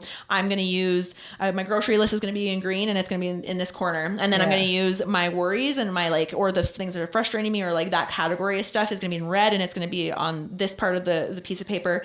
And I might use 3 pieces of paper and then I go to bed and I'm just like, okay, or it's all out there. I've also had it where it was like, I was just so frustrated and angry and I like couldn't calm my brain and I was just going in circles about like hypothetical interactions. And I was like, full disclosure, I was mad at my sister and I was like, I just needed to like, I wanted to just like lose it on her. And I was like, this is not going to be helpful. No. And so I on my phone, as much as it's not the pen to paper, like good cathartic, like you can finish a sentence that way. I think that typing is a really close second. And so on my phone, I was just like, la, la, la, and then I found myself like exhausted and I was like, okay, I'm ready to go to bed now. Okay. And I was like, okay. You didn't send that. No. Okay. It was in a note in my phone. It was your brain dump. Okay. No. And I didn't end up sending it, but I knew it was like me being angry and mad. And so then I needed to get it out, but I didn't want it to be that I'm like really being thoughtless about sending a random text like that. That was just me ranting. Don't recommend that. No, don't recommend that. It was rant to yourself. It was write it to yourself. Dog, rant to and your then horse. we had a conversation not too long after that it was like we were able to have an honest conversation, but I had vented enough that it was like I just needed to, in that moment to get it out so that it wasn't lingering with me. It wasn't a rock in my backpack that was really like bothering me and then impacted how I showed up for my clients or impacted how I showed up in my relationship. Okay. So it's like that notion of like that self-awareness. What do I need right now? Right. And if you're pacing the house and unable to sleep, it's like, I just need to get this out. And I don't journal as often as I quote unquote should, but want to even because I have a lot of people in my life that I use as human diaries. And a lot of my growth is and my putting pieces together comes from me interacting and like actually getting it out to my people and sharing that. And so that's how I've learned. I do a lot of my processing. Right. So if it's that I can't process with somebody because it's 2 a.m. and I can't sleep, or I'm like just vibrating with energy that I need to get out of my body because I'm angry or upset or whatever it is, I will journal, or I will write it on my phone, or I will do something that dumps it out. Right. So then I'm like, okay, I'm now ready to like enter into sleep. And so I'm preparing myself for sleep. Yeah. Which is what we did this with kids, back in the day at the group homes that worked at. And so we called it the worry box. And we'd give them a Kleenex box or a box, and they would decorate the box up. And then they could put all their worries, kind of the same idea with whatever area. It could be like, where's my dog? Whatever worries they had. And they would put them all in the box and say, their worries are safe and secure here. So in the morning you could look at your worries. Yeah. And then we give them timelines of when they could look at, how they want to look at their worries. But it was the idea of like helping them put their worries outside of their brain so they could go to sleep at night. Absolutely. So there's lots of ways I think you get creative about dumping your brain, your ideas, your thoughts, your worries. And this is why you go and like, that's why everybody should just see a therapist, because we can have all the strategies and tools, and like it's life coaching in some ways. Ideas. Like how can I do better with like sleeping? Yeah, these are coaching, really coaching. I mean, therapy would be more like, let's talk into like why you're so stuck in those ways. Like what's, what's the critic in your head, where that come from? But these are more kind of coaching things that therapists can do, of course, too. And like, here's some tools that we use that work for us. Absolutely. Let's make up one that works for you. Yeah. So, I mean, we can go on with sleep for days, but I think at the end of the day, it looks like, what do you know about what you need with sleep as being like a foundational thing? And then are you actually giving yourself what you need, and why then are you... Right. Are you doing the things you said you need to do to get to that space? Yes, exactly. Or is it that like, okay, and it's funny because I don't mean to pick on teachers, but they're just like so funny and predictable sometimes that it's like... Well, half your friends are teachers, so... I have a lot of friend teachers, And so it's funny because it was 6 weeks out from being the end of school. And the one, I was just like, well, look, it sounds like... powering through. Like, what do you need? Like, there's a lot of things going on for you, blah, blah, blah. I just need to get through the school year, and then I'll just burn out. I'll continue to burn out, and then I'll recover after. And I'm just like, ugh. Because they know in their head though, they're like, yes, there's an end date. 8 weeks off. I get 8 weeks off. Yes. So like, it's funny though when you have an end date, just like your mama lamb. Yeah. I can just like push hard, and I can just like deplete my cup because I know I have an end date. And now, but if you don't have an end date, like I don't have an end date, you don't have an end date. I don't get 6 weeks off or 8 weeks off ever, right? So I can't do that. Most of us don't have that to do that. So I would recommend it anyway, teachers, if you're listening. Like I don't think it's a good way, but I understand that. And I understand why, like even students, they'll burn out because they'll push, and they have an end date. They're like, oh, well, after April 15th, I am free, and I'm going to take the rest of April to just recover, and then I will use May, June, July, and August to work and save money, and then I'll start the whole process over again. And so they deplete themselves. But I think that that's the hard part with it's exam week, and so I'm not going to get as much sleep, even though it's counterintuitive, because if you got more sleep, you probably perform better on your exams. Yeah. But it's counterintuitive because we're usually cramming, or like we're trying to like get all the things done because all the exams are in the same week, and so it's hard, because I think that I understand. Yeah, for and coming from the perspective of having the performance, so being a singer. Knowing farmers, they are working seasons too. Yeah. I'm a farm girl. We had seasons of like, there's calving season, there's seeding season, there's harvest season, and like there's different seasons for different things, and like you only have till this date to cut the ditches, because then the lawnmowers or the mowers will come through, and then it's just like you can't bale it, and so you're just like wasting this like potential feed for your livestock. It's like you have to get it done, and so like dad's coming in at 12:30 because he had to be doing this, and so and then you're checking calves because your livelihood depends on like making sure that you can bring calves to market, and so if you're not going and checking them, then you're potentially losing them, or whatever that looks like in different practices. So the seasons. So the moral of the story there maybe is that there are some situations where you have a timeline. Yes. And so if you're aware of that, like the teachers are, I have 6 weeks left, I know I'm going to crunch hard, I know I'm depleting my platter, depleting my cup, Yes. whatever. I'm well aware Or I'm of neglecting that. some of those pie slices that we'll look further into Yeah, here. for sure. So if you have to do that, don't recommend it. But if you have to, you know, seasons, farmer, teachers, or sometimes you feel like there's no other option. Just maintain the awareness of it. I guess is what all you can do, really. I think that... And then double down hard when those dates come, like, I'm going to commit to myself like you would to anything else. I'm putting the energy back in. I'm putting the and seeds that's back where in. I think... I don't think most people know how to then be like, okay, now that that's done, most people are like, now that that's done, on to the next thing right, instead of like than actually investing into themselves again. Yeah. I think that, I don't know if you'd want to argue it, but I think that everything goes down to self-awareness. Huge. How aware are you Yeah. of where you're at, who you are, what you value, what are your morals, what, like, we can go down to like... Well, for sure. Like, I argue this is why pieces. that masterclass I think is so important. Like, to understand self, to understand all the parts of you gives you the ability to understand others. Yeah. But it starts here. If I don't understand anything about me, how can I pretend to understand anything about you? So if I don't know needs, wants, desires, empathy, compassion, like all the things you talked about, you know, my body, my physical needs, my emotional needs, all the stuff. Yeah. Then how can I even begin to pretend to understand you? So yeah, Absolutely. for sure. So that awareness is key. The self-awareness is key. It's like, okay, I know that I need to stay up till whatever time to get this studied. Cram this done. And then I can take this exam on this day. And then I'm just going to like plan to have a sleep weekend, a very vegetative weekend, or like I have this big exam and I'm going to have to like do a whole like emotional dump after because I haven't had time to have these emotions. Yeah. And so I think that if we knew how to, I think that we do it better. But I think that self-awareness says, well, I've functioned like this as a robot, doing all the things and continuing to move forward. That's self-lack awareness. Yes. That's not awareness. Right. That's lack of awareness because we're not robotic. And so, like I said, takeaway for the sleep thing is then if you got to power through, know what you're doing, be mindful of it, and then commit back. Yeah. Like be well aware that you just kind of depleted that whole system, and you got to put the money back in, put the investment back in. Yes. So if that means sleep, if that means self-care, if that means going for walks, whatever your thing is to put energy back in your system that you've depleted, you owe it literally to your body, to the parts of yourself that you're depleting. Like you're the company, that you're the boss of the entire company. And so be a good boss of the company. Exactly. And at the end of the day, if we look at like, if you want to perform to your highest potential as a human being, you have to always be looking at what is depleted in order for me to then replenish so that I can perform my best as a parent, as an employee, as a partner. Right. Like in all the areas that you want to perform in life, it says I have to be able to put these things in and then I can perform. And just imagine if you, as a student, I lived off of 5 and 6 hours of sleep. For sure. And I look back and I say, how much more successful and how much more I could have performed if I actually gave myself that 8 hours, that 9 hours. I wonder. I look back, and even now, because interesting that you use the word perform. So here's my like counter argument, maybe, right? If I think of like performing as a parent, as a partner, as a life coach, as a psychologist, whatever, right? So if I only have 5 or 6 hours or I'm depleted, I'm going to perform. I'm going to put on my hat. I'm going to give you what I can give you, but it is a bit of performance because I'm kind of like coming out a bit depleted. I'm not in self. Or I'd rather not perform. I'd rather actually be authentic. I'd rather be fully present and aware that I'm full. I'm giving you my fullness. I'm fully present as a parent. I'm fully then present as a psychologist. I'm fully present here because I'm fully aware that I'm not depleted.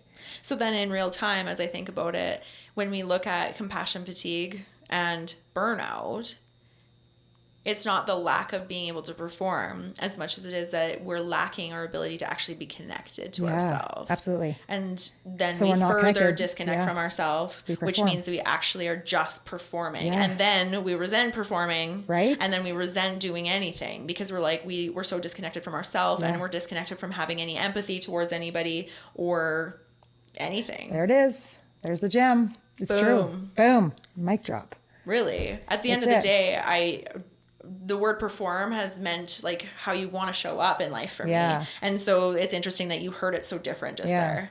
That is a huge difference in how, okay, well, I don't just want to like perform in all these areas. I just want to be connected so that I can flow through these areas. You love the word flow. I know that's your word. So love it. I can flow through these areas and it doesn't feel like performing. It doesn't feel hard or as hard because I'm actually just in self. Yeah, I'm in self. And so even hard things are self-led, self-energy, right? So I'm not performing. I'm actually present and I'm giving, mindfully giving. Yeah. And I'm actually, and truthfully, I think when we get in the pattern of doing that, which I know it takes time, it takes self-awareness in it, right? But when we get in that pattern of actually doing that, it's actually fulfilling at the same time. Yes. That's what I would say compassion is. Yes. That's true compassion, is I'm present and I hear your stuff and I'm giving and I'm serving in a way, but I'm not depleting as I'm doing that. I'm actually, it's like when we, when we have good therapy sessions, in good sessions. I remember years ago at the jail, Darren Perkin, if he's watching, I don't know if he does, but like I'd have a session and he'd be like, you're on fire. Like he'd be like, you're like glowing. I'm like, I know.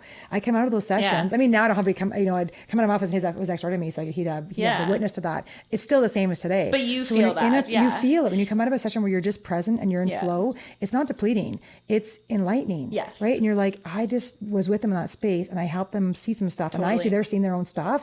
You're like, I'm seeing their self energy. Yes. Yay. Like that's exciting. Yes. Right. So I think that's life. Like even in someone's grief, I mean, that's right. If I can see your grief and be like, right, your friend that, has a recent death, right. Be like, what, I'm seeing her love.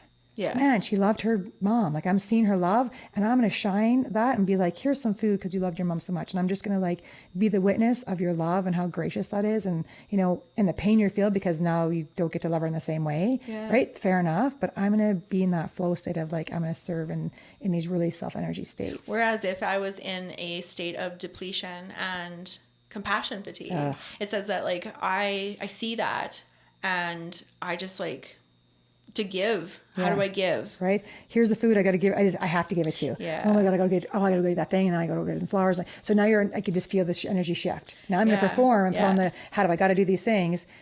But really, and does your friend probably know? Probably not. Same food. Right. But right. Yeah. And I just think the energy around you knows, where if you can pause and be like, I get to show up and be the witness for that love that she has. And even though she's in grief, that's her grief and it's her process. And I can have grief about it too. Absolutely. In my own way.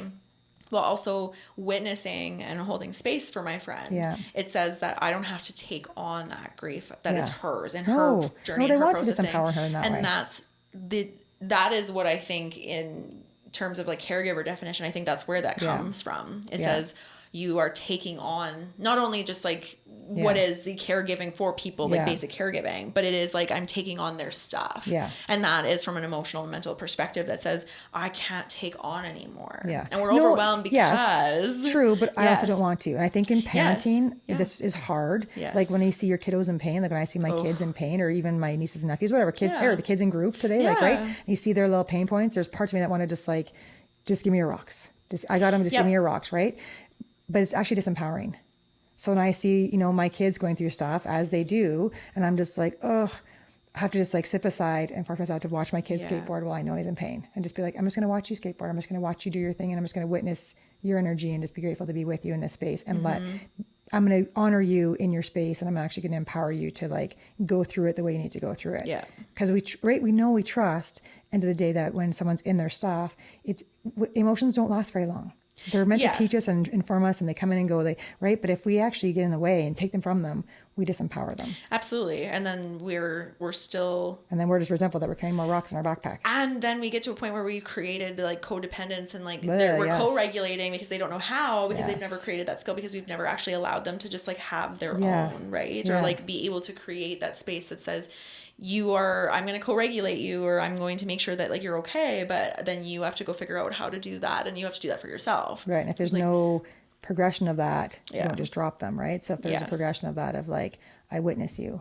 Yeah. And so when we look at what it looks like even as an adult who's not even just caretaking, but just in relation with others, it says, okay, so somebody is experiencing grief. Like, what is it? How do I show up? But how do I show up in that relation rather than like, how do I show up so that I can take away what they're going through, because I can't. Yeah. And for me to expect that of myself. Yeah, we can, but man, how many of us feel like we want to? Yes. Right? And that like, you do anything. Care. Yes. Like, and then you deplete yourself because you just continue like, okay, what else can I do? What else can I do? And they're just like, well, I can't do it. It's not working. Yeah. It's like, yeah, because you can't. Like, it's just something, there's that like being aware that you can be there and that be often more than enough. Yeah. Well, just like when we talked, I had Chantel come yesterday to our group, and I'm going to get her on here one of these days. But you know what, the story that she told that like hit me to my core when she's talking to the girls about, you know, all the supports and like in her cancer, all the people that supported her cancer journey, which was amazing. But the moment that was really for her shone the most was the moment where she was in the hospital by herself, couldn't have visitors. It was during COVID, and she's hooked up to all the tubes and all the things. And so she's feeling, you know, super depleted and exhausted and terrified. And then she's fighting for her life. And then the person next door, you know, has her leg in pieces and waiting for surgery and can't get up and needs a phone charger. And for her to be like, I can do that. I can walk. I got legs. Like I'm here and in pain, but I got legs. It was so empowering. That was just like really good core moment to remind me of what we were just talking about. Like, right. If someone just did it for her, if they just called the nurse could have came and did it for them and would have happily did that for them, I'm sure. Right. But she was like, oh no, I'm empowered to take something into my own, to flow myself, to give myself energy, to be, how can I serve you with what I have? Yeah. Right. Wow. It just is a really good message of like, when you're with someone that's in pain and with someone, be with them, beside them, but don't take from them. Absolutely. And I think that then it goes to, but why do we feel like we have to take that away? Is it that, like, what are we avoiding something? Well, their face shift over there. You want to go there? That's hilarious. Dun, dun, dun. I'll just mention it. We won't go there. But really, when you say, well, what is that? My whole sense goes to, well, it's this thing here. So if there's a part of you that feels like it needs to take that away, what is that part's story? Yeah. I have to, or else they'll suffer. I have to, right? And so when did you experience that in the past? So there's that's our own stuff. That is our own stuff. And that's exactly why I said it in that way. I'm just like, well, where does that come from? What is that? And so at the end of the day, it looks like, okay, then that's us not actually tending to ourselves, not being self-aware that, oh, that's how I feel like I want to respond. And where does that come from? It's not like looking behind it. It says, for us, we're trying to avoid it by like keeping it about this person. Right? We're not actually looking at our stuff. And so when we again self-awareness, and we go back to, okay, so like if I can actually be overflowing in order to be able to give to everybody else. So my cup is overflowing, and then that makes me able to give to others instead of depleting my cup and then being empty for myself, let alone anybody else. And then the internal judgment and shame that you have from, well, I want to be able to give and I want to be able to share, and I feel guilty I can't, and then I feel like I'm judging myself for being my own bully. It's like there's this cycle. It says, well, what if I were to look at just me? Yeah. And I consider that this person is going through something, and I say, oh, and I wish I could, or like, what is that? Okay, well, that's me feeling like people didn't really show up for me here, or I didn't, like, people didn't know. Or maybe they won't in the future if I don't do it now. Like there's all, right? Totally. Who knows what there's all the narratives that come along with it. But I think that we then go back and we say, okay, but if I was actually tending to my sleep, my nutrition, then my physical output, so one of the other categories in the healthy, or one of the other essential nutrients is the physical time. So am I moving my body in ways that are fulfilling for me? Right. And Alicia, not just in the ways that I should have been told to because that's trendy or whatever. Absolutely. And so it's like, okay, well, like drag me to a gym. No, Alicia will not go to a gym, or she like used to. She's like, I used to do back that. In the day, but now it's about horseback riding, and it's about yoga, and like it's meditation and movement through different postures in that way. Whereas I like to go to HIIT classes, and I like to go rollerblading and skating, and I like will be active and busy, and like she'll also wake surf. So like, or not wake surf. Why wake surf? Wake surf. Yeah. Wake surf, and ski and all the things. So it's just moving your body. And it's walking in nature, whatever it looks like. So there's another component. Am I moving my body? Am I sleeping? Focus time is like, am I using my brain?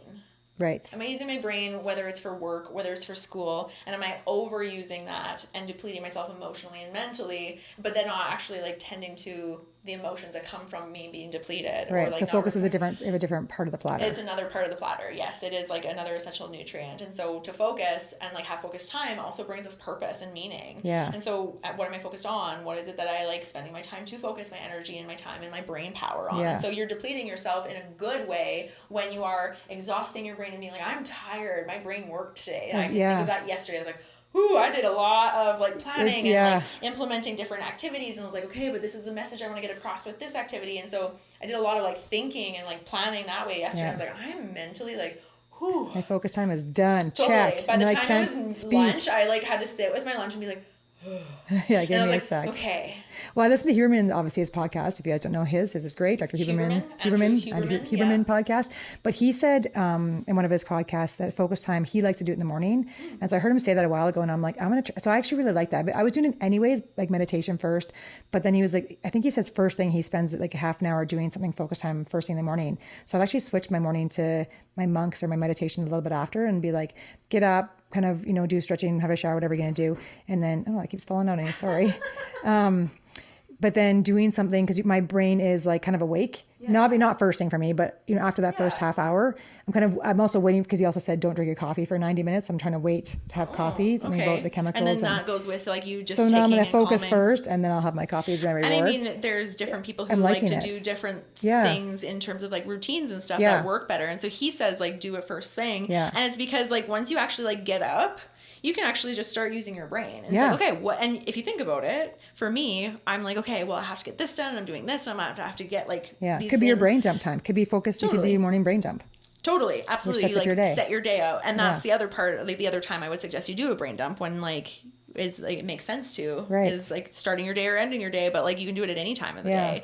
But to like even our coworker Scott, he talks about how he like gets up and he has a routine, but then like he's studying early because he knows that he does best when he studies and like wants to take his exam like in the morning and knows like what time he wants to book the exam, because it's like that's the time my brain is like on and working. And so for me, I'm just like it's different for me because I go to bed at midnight. Like I go to bed late, and so for me that like 10 a.m. 11, I'm just like my brain is on, like my brain's on there. But like I could argue like the newer research, like okay, how can you actually hone in on what it is like to actually use your brain and when to use your brain best. So again, and, like, people listening, self-awareness. Exactly. People listening, like try a few different times and see when for you your focus time. Like read a book or read a research paper. I mean, it's a bit hard, like try to tease at a research paper or something like that. Like the one I was reading to, I found out this morning. I was like reading that, right?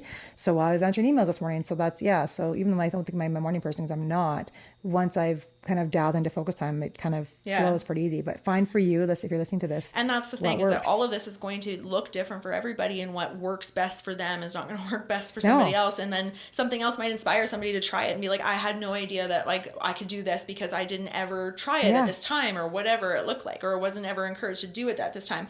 I have friends who went to the gym for like 5:30 in the morning. I was like, heck no. Like, I'm not going to the gym in the morning. And then my friend looked at me the other day and I was like, believe it or not, I have started a routine of like going to the gym at 7 in the morning before I do things, because I want my evenings to do these things. And she was like, oh my gosh, like, and how are you feeling? And it honestly just shifts my entire day to get that workout in at the beginning of the day. Then allows me to like get ready and then like do everything that like is busy in my mind that I'm like, I want to accomplish these things. And then by the time my brain starts petering out, it's like, but you only have to eat and shower and play with your dog or walk your dog and go to bed. And it's like, you don't have to be like demanding your brain to do things, or you don't have to be like at the gym being like, I just had a full client day and now like I'm just here. It's like you get to like work out. So I'm actually not here. I'm performing. Yes. And like I like and I laugh, but I've told a couple people, and I was just like, I show up to the gym at 7 in the morning miserable.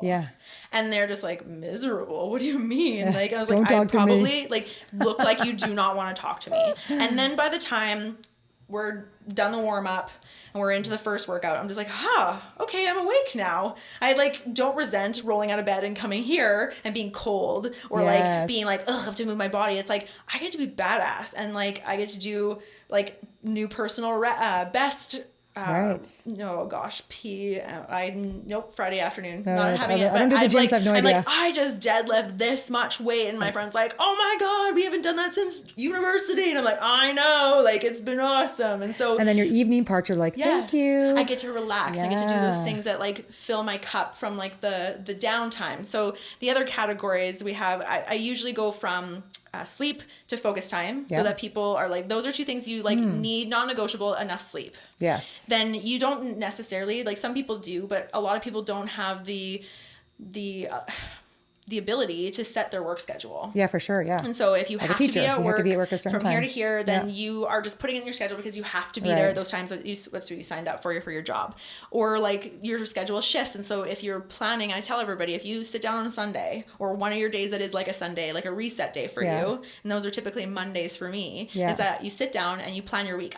If you see my schedule, I have my client sessions, and then I'm like, okay, I'm going to go to the gym here, and this day it doesn't work to get to the gym early because of this thing, or I start clients at like an hour after the gym, so I don't have enough time to go home, walk my dog, blah, blah, blah. So you have to go in the evening, or you can't go on that day, but you can go on this day. And I literally schedule, I created clients like for the gym in the North. If they watch this, I go to the gym in the North. They are a client in my caseload. Oh, I love it. And they're probably color coded. They're color coded. They're color coded, and I like book appointments with myself. I love it. And they like it's like with them, but it's for myself. It's like move your body is what the discipline is. Move your body, and the gym in the North is the client. I love it. And it's not that it's connected to them and that they get the notifications or they get the reminders. It's that like it's just connected to me, and I have it blocked out and it's color coded. And then like all the other appointments that I kind of keep, it's like I have them scheduled out, and it's like, well, this week is full of these appointments, and so where am I getting to the gym, or where am I doing these other components? Putting in my color. Yeah. So I tell people, like, have a day where you sit down, you take a look at your week, and you try and put your 7 essential nutrients in that week, because you're not going to get all of them in one day and every day. That's impossible. Trust me, I've tried it. It is impossible. It is just impossible. It's not healthy for you to try and shove all those things in one day. Yes. And so I know that it doesn't, the amount of physical activity I might need is different from somebody else, but this is what I want, and this is what I need in my week. Yeah. And so I love that. I'm the week planner too. Like I love a week because I know if I can't do it here, I can do things here. Exactly. And so, And then you can have that compassion to self that says, oh, I didn't get to these things in the way I wanted. I don't have to beat myself up that like I disappointed myself. No. It says you tried your best and you planned it out, but like now I can have a more accurate representation of what it looks like for next week. Or I can put them here, but I didn't get to those things and I know I need them. So I need to plan this to have it like right away so that I'm not depleted for these activities in the next week. Right. And so it's kind of planning within that week or two. And as a student, you would be like, you're not seeing me for the next 2 weeks. I have exams, I have papers. And that would be how it was. It would be like just 2 weeks of like lack of social stuff. There'd be like less gym time. And then after that 2 weeks, it'd be like, I need to see all my friends and I'm going to do all the activities. And then you plan it different. And so you're looking at just trying to be flexible too, because the rigidity is something that even somebody who had played more like high performance sports, he had said as an athlete, he really did lack the ability to be flexible with himself. And so because it was your like schedule very is rigid. so rigid, right? If you're a performance athlete, you're probably working out with your trade, whatever it is, your sport, 6 days a week. And that's the thing, is that at the end of the day, you need sleep. Yeah. Your focus time often, if it means that you are not well, you need that focus time is something that you are taking off or you are putting to the side, because if you don't have enough sleep and you're not well. Could it be focus on like I like to read articles or I like to look at, brain science or whatever. Like totally. That's my thing. But if you're burnt out, couldn't your focus time be like, I'm going to focus on my breathing?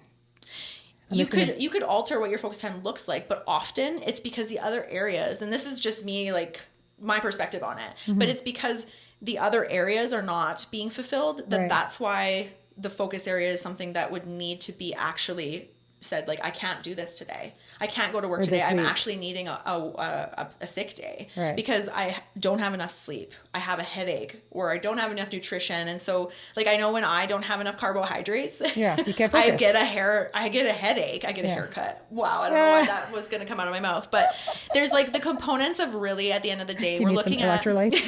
Maybe you should do this. Good, thanks.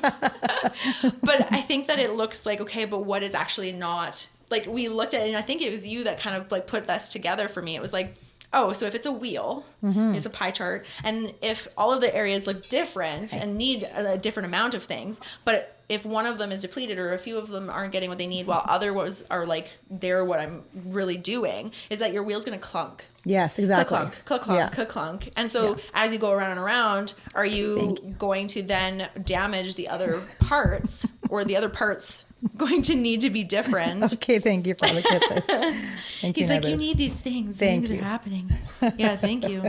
Oh, thank you. Yes. It's like, I'm going to fill up your wheels for you. Is there a love part of the wheel? There is a connection part. Oh, and there you go. Look like going to fill it right up for you right now. So ultimately, lay down. Good boy. We're looking at all these components. I encourage you not only to just like take a look at them, but then like be honest with yourself. Look at these 7 essential nutrients and say, okay, well, like, and there's little descriptions that they've created for each of those categories to say, okay, this is what focus time looks like. This is what sleep time looks like. I add like nutrition into the physical time because I kind of like amalgamate Are they 2 separate times actually though? No.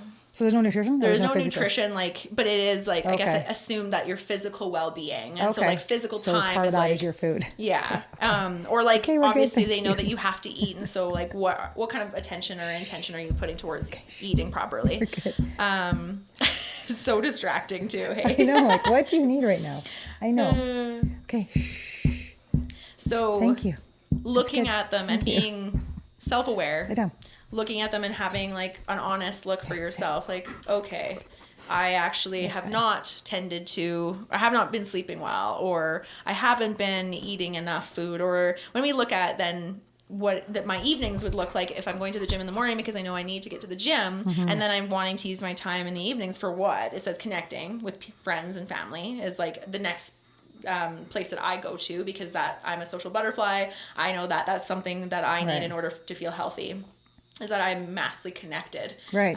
But there are also times that I know that have shifted for me since being in my master's and then getting into my private practice, because I am with people and tending to people all day, that I know that I need less connection time than I used to, and I need more of that downtime and time in. And so those are 2 different categories in themselves. Downtime is that like literally turning your brain off. Yeah. So it's not actually thinking, not actually being needed and responsible for anything.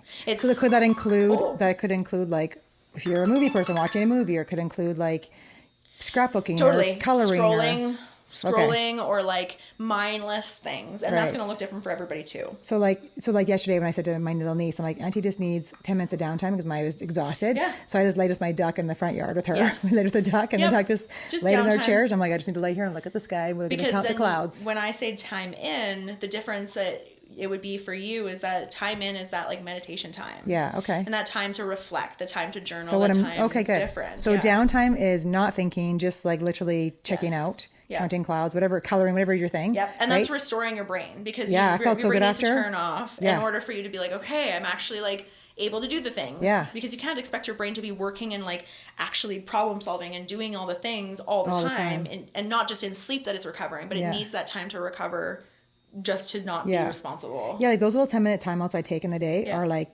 magic for me. Like they're I've so like good. had to be like, okay, I am so sorry. I know that I'm run over my sessions, but like I just need a minute, and I'll just like I'll be right with you. So I'll shut my door sometimes in between clients and be like, and just to be able to get that like downtime from like thinking about what we were just talking about and what I was doing with one client, and like not having to like transition to the next.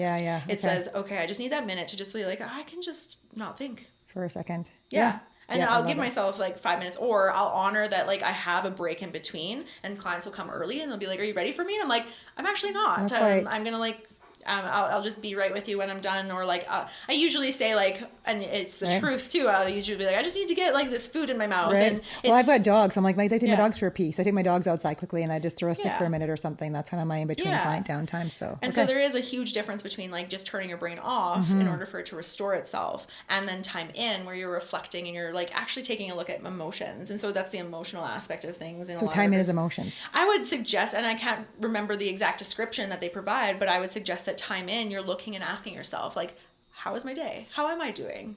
Like, what's going on for me? And so reflecting on like reflecting on the day, all the parts? reflecting on you, reflecting on what's going on for you, like all of the components that is, just to like be introspective. Okay. So not just emotions, then I would say that's a committee meeting, then all the parts. Is time in.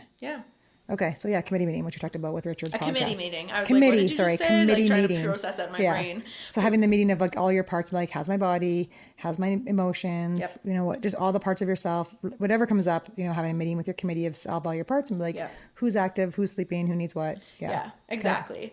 Let's count them. Okay, sleep. Focus time. Focus. Physical. Which includes your nutrition. Okay. Connection. Time in, downtime, and then that leaves playtime.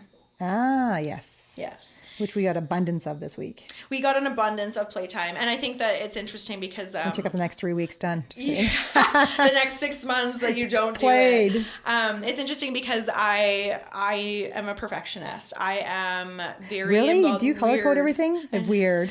I love that I send you like text and next you come back with a color coded chart. I'm like, beautiful. And it's because it's what I need to feel prepared, right? My parts love it. My parts are like, I love when she does that. And she's like, it's fine. I have it. You'll be proud of me. I color coded. And I'm just like... I tried. She tried and she did what she needed. And she's like, she does what she needs. And she's like, this is good. And I'm just like, but what I need is like fix it. Next level. Yeah.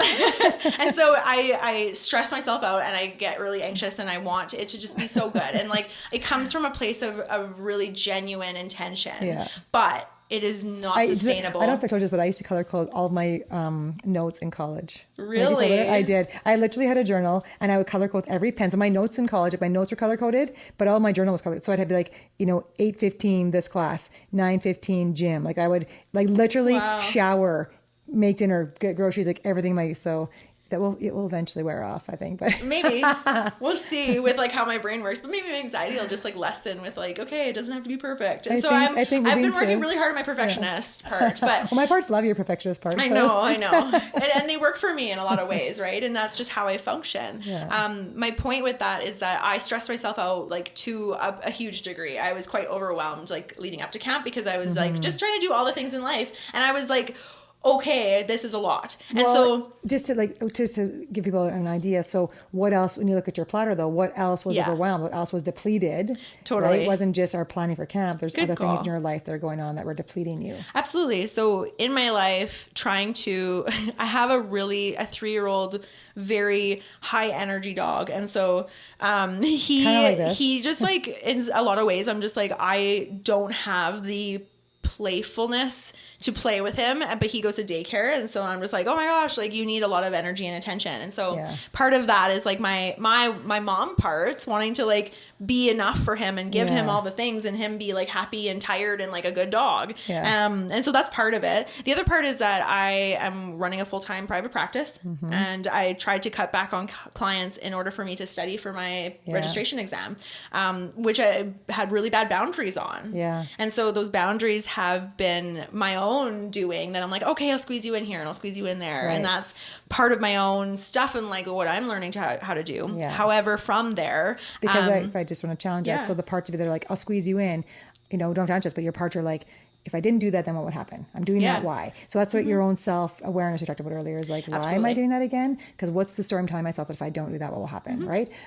Right, you're new, so I'm like, I can't say no to clients yet. I can't put boundaries up yet because they won't come back or whatever. All those stories. All the things, and it really is that I see like my wait list because I don't take as many clients in a given week as I was even 6 months ago or 8 months ago. And it was like, well, maybe I wouldn't have that wait list, or like, how about if I just put them all in, then I won't have a wait list and I won't feel bad that they're not getting in. And it's like, oh, okay, that's just not how it works. So I have overdone my schedule on top of having expectation of myself of like, you have a study schedule, you need to get these things done while I'm trying to just like navigate life. And so like running a household, being a single person, I'm trying to like keep my house clean. I'm trying to like make sure I get to the gym. I'm trying to like run a private practice. I'm trying to study. I'm trying to keep my dog from being like, Mom, you're so boring. You sit in front of your computer and study anytime we're at home. And I'm like, yeah, I know. Plus and that your really weddings you're going to, all your social events you go to, all the things you organize and run and all that. Yeah. Exactly. And so like my social life is quite extensive too, because I know that I have a large friend group with like, it fills me up. I have a very full life in a lot of regards.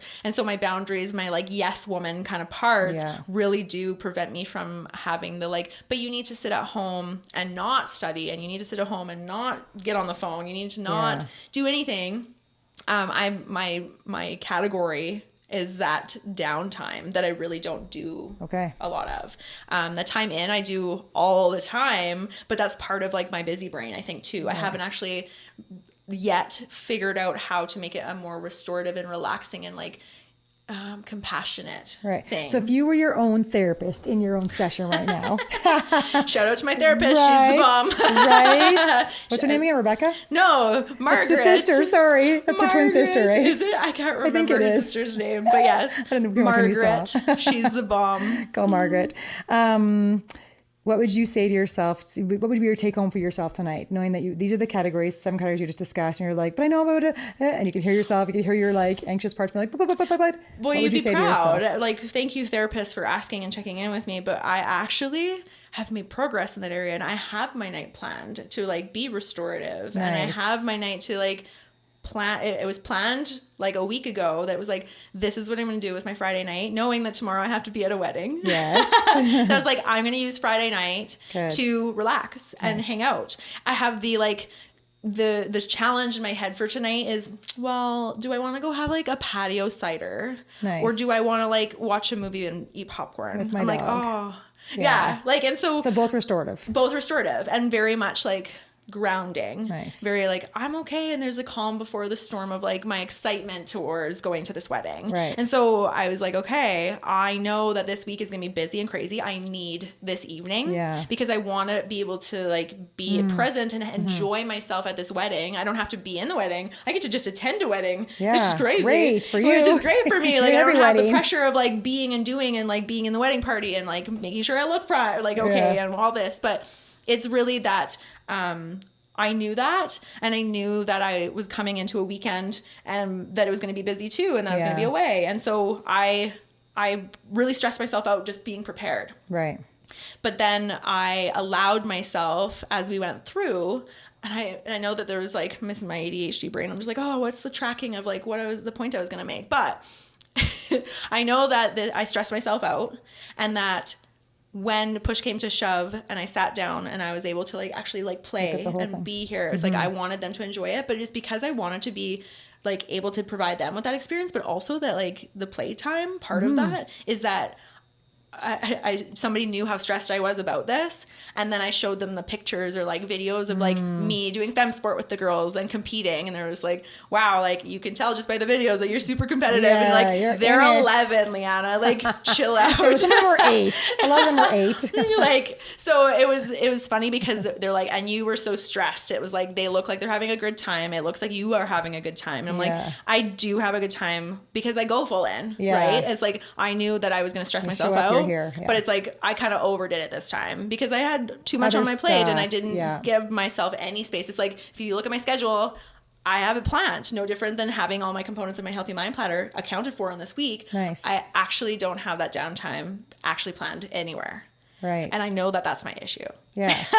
So you would tell yourself as your therapist to be like, let's look at the platter. Yeah. You did really good in these areas. Like, well done. Let's have some grace for things you did good in. Yep. And so the week isn't over yet. We still have 2 more days if you go to Sunday. Yep. Right. So let's look at and like, where can you put in these chunks for downtime? Absolutely. And that's maybe the plan. some like breathing time. Yeah. And I mean, again, I might sound slightly alcoholic, but it's not the intention. It was that I have this awesome week where I get to play and I get to be like busy and exhausted. I'm going to use tonight. I probably am leaning away from the cider on the patio, but like tomorrow at the wedding, it's like where it's more of like a country wedding and it's an outdoor ceremony, and then we get to hang out. I was like, so in between, can we find a patio and have a cider? There you go, on the patio tomorrow. Yeah, it's like there's this like notion for me that like this cider on a patio in the sun is like that's your downtime. It's not because I need the cider. It's like I get to have this like tasty, sweet beverage that like is just me sitting down and relaxing and being in a nice dress and being like, this is great. Okay, so I want to see that selfie of you on the patio with the cider of your downtime before the phone rang there and cut us off for a second there. Yeah. So I think we've given people a very decent deep dive into like sleep and some of the other ones, but just say the 7 again of the nutrients for the platter. So if you Google the Healthy Mind platter, the photos that'll come up, one looks like a plate with like things on it, like food. And I like to go to the one that is like a pie chart. Yes. And it has a head in the middle of it. Okay. And that's the visual I like to use because the pie chart just seems to like get across in a different way for me.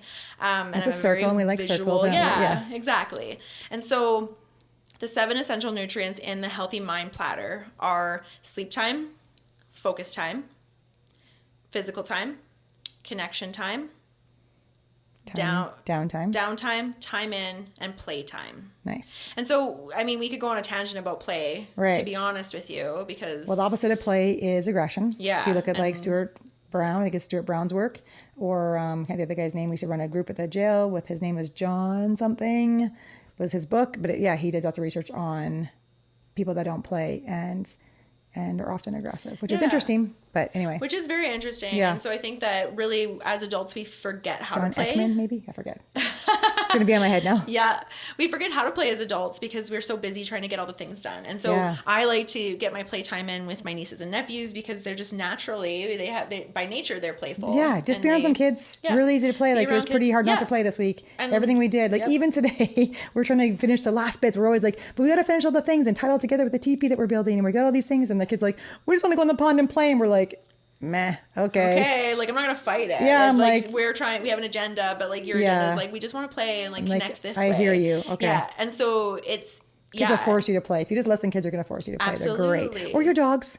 Or your dogs. My dog is very playful. Or your Often cat sometimes. I'll have like bruises all up and down my arms because he's like trying to like grab at my hands to like bring me to play or like to force me to like wrestle with him or whatever that looks like. Yeah. But I think really when we look at it, it also expands our social development, expands our mental and like creativity. It expands in so many different ways. Like when we continue to play, it's so important. Engage in play, or being playful with your partner, or being playful with other people allows you to just like in some ways release some of that stress. It's kind of like an output, right? Hugely, for sure. Like I think life is fast. Like real time is really fast. Yes. And if we have the skill of play, we're good at improv. Life is also improv. And so we talked about adaptability with the girls today, being able to adapt in real time. And some of them showed some really great skills of that this week. And I'd be like, great way to adapt in that situation. That's play. And so if you have the skill of play and you continue to play, you're going to be more adaptable, which is what I would think is, and I think Einstein would agree, that's the definition of intelligence. Yeah. To be able to be adaptable. Yeah. So it's not just a foo-foo like, oh, it sounds fun to play. It's actually a requirement according to this plotter, but I think according to like life, is it a requirement of adaptability and of flexibility and of good relationships and all the things. Yeah. And so really when we put everything together, we say, okay, play is a really important one that often is a very clunky part of your wheel. And so trying to like figure out what that looks like. Yeah. A lot of people, it's like, well, what do you do for play? And they're just like, I don't know. Nothing. And it's like, that's fine. It just starts somewhere. Again, let's try something. What would you like to do? What does playing look like for what you used to enjoy? And not play where it's required or it's timed or there's, there's an outcome that you have to have. Totally. Like, you have to win this game. That's where I will constantly use the example with where I get playtime in on a weekly basis during my volleyball season is that I do a 3-for-1. I get to knock out 3 birds with one stone. That says on Monday nights for 2 hours, I get to go play volleyball. That's physical time. I get to connect because I get to be with friends that are on the team, but I also have made good connections on the team. And so I get to connect with these people and be like, you said you were going on a date this weekend. Like, how did that date go? And like, you're connecting and you're just like, you're socializing and you're just like bantering and you connect with people. And so there's 2. And then the other one is that we're in the like usually the middle of the pack in terms of the league. And so we show up and we like to play and we like to win and we like to play well together. And we're like our team, there's a lot of us that we didn't play lots in high school. Like I didn't play in grade 12 and I chose to You're pretty good. You're being very modest. She's the captain of our team. FYI. I'm only the captain because I run the team. You're not good. Because I'm You're like also good. Amazing. But you also get there to play. Yes. But you're there to play and you want to do well. But the other part is that like we're all adults who have lives. And so to get to volleyball at 7 p.m. or 8 p.m. or 9 p.m., depending on how late or what the gym time looks like, sometimes you're just like loopy and you're just like, you're playing. Yeah. You're just being playful. My and brain's like done. We're using stupid movie quotes and we're dancing and like somebody will do something and you're just like, was that a dance move or was that a volleyball move? Like, ha ha ha. And we'll like poke fun and be playful with each other. And so we get to like sing, dance, and be idiots together. And so our team isn't like necessarily loved all the time because we can be like very, very silly and other teams are quite serious. And so, I mean, that's just us. And that's the culture that I've really strived to try and create within like, yes, okay, I run the team, but it's like the culture is very like what I want to be inclusive, but also like just come as your weird self. But like, there's still like some expectations to like, show up. And so like, please show up and then just like be ready do to your play. best and just whatever. But it's never that I'm like, we have to win. There's no like definitive thing. It's that like, come and connect, come and be your weird self.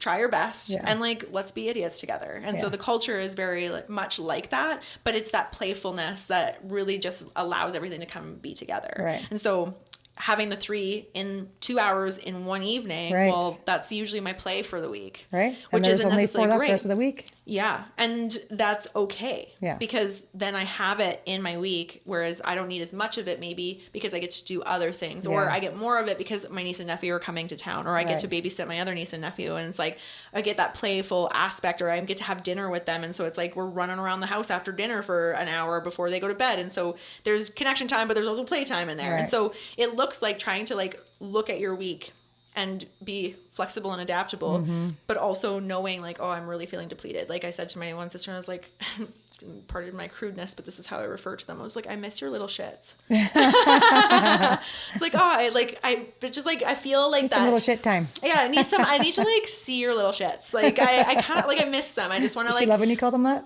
And there she's just like, yeah, like, you know, whatever. My sister calls them her parasites. Yeah. There's another word and I can't think of what it is, but yeah, like very lovingly is just like, yeah, these are my shits. Like, yeah, it's true.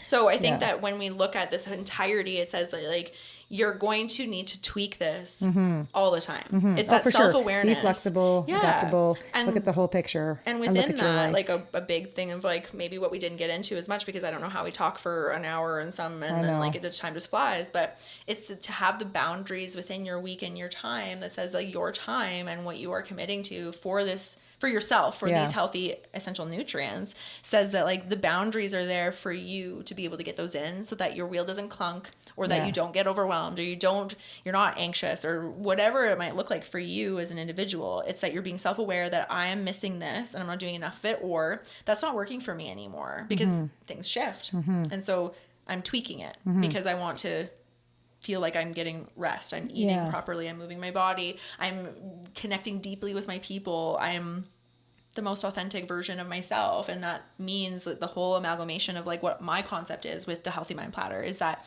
if you are actually tending to those things and you're not allowing them to overwhelm you as much as you are like compassionate with yourself and flexible with yourself, that like, I need these things. And so I know that this is overflow. This is like too much. Right. These are the things that are consuming more of me. And so I need to actually like revamp and like go back to the basics of like, what is missing, or what am I doing too much of, or where am I coming from, so that I don't reach that burnout point. Right. It says I can be fatigued.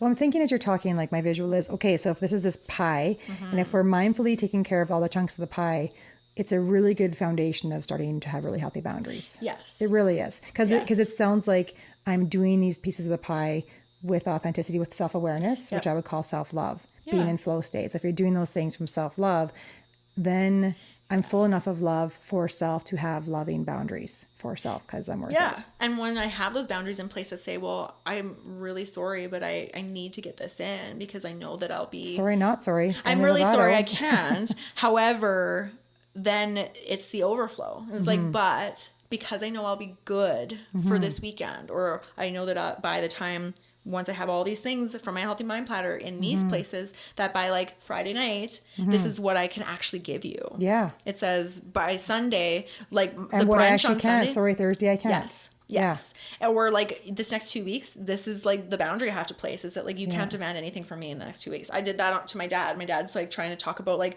buying houses and like talking about all these different things like a year ago with me. And I'm just like, you go and like have fun. Yeah. I am studying. Yeah. Like, here's my boundary. I can't do this. There's just no room in my brain to actually give that any capacity. Yeah. And well, let's change the can't, because I don't like that word either. It's like a should word for me. I didn't even hear the can't. Oops. Right. You could. I choose not to. Because I think love is, I choose not to. It's a choice. And that's I choose like, not to. Sorry, Dad. It feels different, right? Yeah. I could. Then my face feels like, or I choose not to. Yeah. But you know what? I'm choosing me.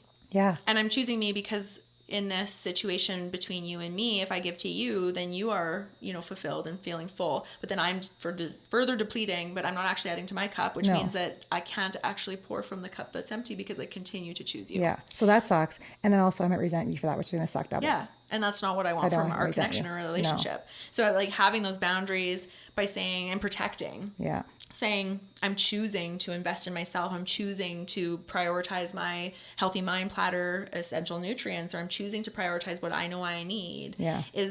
Like I can use the word sorry. Yeah. But I'm actually choosing to sleep. Yeah. I'm choosing to go home and choosing my health doing right this. Now. I'm choosing my health. I'm choosing whatever it looks like. I'm choosing to go move my body because choosing to go sit down and eat the cheese and socialize and be dramatic and gossip with you actually isn't going to fill me in the way that I know that I need to go to the gym and I need to get some sleep. Yeah. Whatever it looks like. That's just my like random example. Yeah, for sure. No, for sure. So obviously this platter is a great foundational tool. Yeah. It's massive. We're giving you like, and we obviously went into a few tangents today so you can kind of see how massive it is, but I think it's a good take home tool for people to look at and say, so to avoid burnout, which then leads to this, to avoid fatigue, which leads to burnout, I can start to look at these, pie ideas, these pie chart ideas of, we call this mind platter, and start to look at those things from my individual self, my individual life, and how I can actually fill that myself, and then ask for resources as needed, whatever, go to therapy if you need that, whatever, to find a way to fill that, so that we can avoid the place of getting to that place of burnout where we're so stuck in the weeds we can't see our way out, because that sucks when you're there. That's painful. It's scary. It's depressing. It's like, it's a dark place to be in. So these are all the things and if you're there, that's okay too. You can still, right? If you're already there, that's okay. There's help to get you out of there. You're not alone there either. Reach out. There's resources to reach out. And the platter could also help you when you're at any stage of the game. Absolutely. Really. And there's a lot of things I will like fully admit to my clients that I'm like, yes, I'm struggling with this, but when I say that this is a tool I use often, and I say often as in like I am constantly using it, not only for my clients, but for myself. Yeah, I agree. Like what is going on that like I don't have this, or like when I'm looking at my schedule, it's like, okay, well I need this, or this is what this looks like for me, or like, this needs to be different. Like even for me tonight, I was like, okay, well the wedding tomorrow, I was supposed to potentially leave tonight, and so I already have like childcare for your dog, for my dog in place, but I haven't necessarily like decided whether or not I'm like for my own like self-care. I love my dog. I have had a week where it's been very distracted, and he's let me know. He's like, Mom, you're neglecting me. But for the sake of like me being able to give him like the mom that I know I want to give him, and coming back from this wedding feeling like, okay, I got what I needed, like connection wise and downtime wise and all the things in between. It's that like, I might just be pawning you off on your grandparents, because then tonight I actually get to like do that without me feeling bad or guilty about what I need to give you. Still getting connection. And so it looks like, okay, what does that look like? And not feeling guilty about that. Yeah. Well, again, if you're looking at this with awareness, and guilt is what? Guilt is calling you to action. Yeah. That's all guilt is. It's a call to action. Yep. So listen to your guilt, like, oh, thanks, guilt, I'm going to listen to you. So I think another take home people could listen to and take home would be when you have a busy life, or busy week, or an event, or you're studying or whatever. Everyone does, I think, but you could look at it and be like, so I know it's going to be a crazy week, or I got this exam, or I got this 6 weeks left till school is done, or whatever it is for you that feels crunch time. Maybe that's when you double down on these platters and be like, I'm really going to be mindful of this platter, and be like, okay, for the next 6 weeks, or the next study time, whatever this week it is, and be like, here's the platter. I'm going to really be mindful of what I'm going to be neglecting for these times while I'm studying, or while I'm giving to this organization, whatever I'm doing. And I'm going to really be mindful of how I'm going to put the other things back in when I have the time. I think that's key. I think be mindful of it and then take action. This is an action platter. It's not just look at it and it sounds good and color it in. It means I'm going to take action, and I'm going to do the things I need to do. Absolutely. Yeah. And I think that a quote that just like stands out to me, I went to there was a speaker series that we had in town earlier this year. And Gary John Bishop, and his book is, oh gosh. Is it not the Unfuck Yourself one? Unfuck Yourself, is that the one? I think and so. There's a couple of them with like the fuck. But his biggest thing is like, he asked everybody like, well, why did I write this book? And everyone's like giving answers. And he's like, because I said I would. And so because I said I would get up and go to the gym at 7 a.m. I didn't lie to myself. I followed through. I'm following through because I'm choosing myself. Yeah. And what trust am I actually putting into me? Yeah. And how much am I going to trust myself and my intentions to myself if I actually don't follow through with what I say? It's so true. And so because I said I would. Yeah, I love it. As something I have posted on my cork board, and it says, at the end of the day, anybody watching, I want you to just like set the tiniest goal. Yeah. Whether it's like, I'm going to go for a 10-minute walk at lunch. I'm going to go for a 10-minute walk a day. I'm going to like go to the gym 2 times this week. Right. Just because I said I would. I'm just going to go watch the sunrise. I'm going to actually sit down with my journal, and I might not know what to write, but I tell people there's a million prompts on Pinterest. Yeah. Or I'm just going to like just scribble in my thing, or I'm going to just like, I don't know what to paint, but I'm just going to go and start something. Yeah. It says, because I said I would. Yeah, I love that. Follow through with yourself. Yeah, I love it. And so that's my call to action for you guys, is like not only looking at the mind platter and deciding what that all looks like for yourself, and that's like a task in itself. Yeah, so be like, go commit to your, like, that's an investment. So go commit to it for yourself. Invest. like to have, to have the boundaries to say, I am actually choosing to do this because I said I would. Yeah. I love it. So that's my call to action for all of you. And that's my words of wisdom on my Friday evening that I'm like, I'm ready for a cider. Right? Oh boy. Tomorrow. Today's popcorn night. Tonight's popcorn. And just to speak to your authenticity, you know, we didn't get into this today. Maybe it's another podcast, but you know, when you've gone through hard times, like recently, I've seen you fall back on your mind platter, and I've seen you do your work to be like, and I've seen you hold your boundaries that were hard. So it's true. Like it's hard. True. Hard boundaries. Like it's not easy, and those are painful sometimes, but it's because you look at the picture and be like, it's because I said I would, because I said I would love myself in this body. I said I'd love myself in this life. I said I'd be my authentic self and I'd be the best version of myself because I said I would. I'm doing those things. Absolutely. So and I appreciate you for it. Yeah. Thank you. And it's true. I think that ultimately there's a lot of growth that's come from the handful of years that I've had to do that, that have chosen to not only like grow as a professional, but like I apply. And I never said it was easy. I never say to anybody it's easy, but I am a product of what I try my best to help others with. And so as much as I know that I've reoccurred into burnout and I've touched lots of compassion fatigue for sure over and over, and I get it, like I am very guilty of it. It's not to say that I'm not doing things because I'm like, I now realize that's what that's telling me, and I'm taking action. It's that call to action that says, well, because I said I wanted to be my best self and I want to be authentic as a human and I want these values to be what I pride myself on and how I conduct my life. But also I want a particular lifestyle and I want to follow through with these things because I said I would. Yeah, I love it. So the Healthy Mind Platter has been that foundation from which I've built from, because I use it with my burnout clients and I use it for myself. Yeah. And so I don't just preach it to be like, this is a great tool. It's this is a tool that it's like, I live. Yeah, I love it. So if you guys get a chance, I mean, follow Leanna's Fill Your Cup on Instagram. Fill Your Cup Counseling. Fill Your Cup Counseling Instagram. Where else can they find you? Probably Facebook. You can find obviously you through the coreelements.ca website. You're on my website. Yeah, I have my Fill Your Cup Counseling website as well. But ultimately like my Psychology Today page, but really it's, there's ways to find me and connect with me, or like if you're looking at the different resources you're wanting to kind of like bounce some ideas. Yeah, reach out. I mean, you can DM on YouTube if you're watching, or on Spotify or on Apple, wherever you're listening to this podcast, leave messages. Better yet, actually I don't know how to even find messages on any of those things yet. I would love anybody listening to like DM either one of us on Instagram and say, heard your podcast, here's my questions. Yeah, that'd be a great way that we could actually interact with you guys. I think my other thing is like, this is just me real time thinking, like old fashioned email. Ready for it, because I'm just going to add to our like we should do this thing. Oh gosh, here we go. We should probably do another burnout group. We should. And we we had a very very niched. We had a very niche the last time we offered it, but I mean, let us know. Well, we're already doing a female empowerment group in the fall. So we didn't even have time to talk about that, but we'll talk about that later. We'll get to that. I know.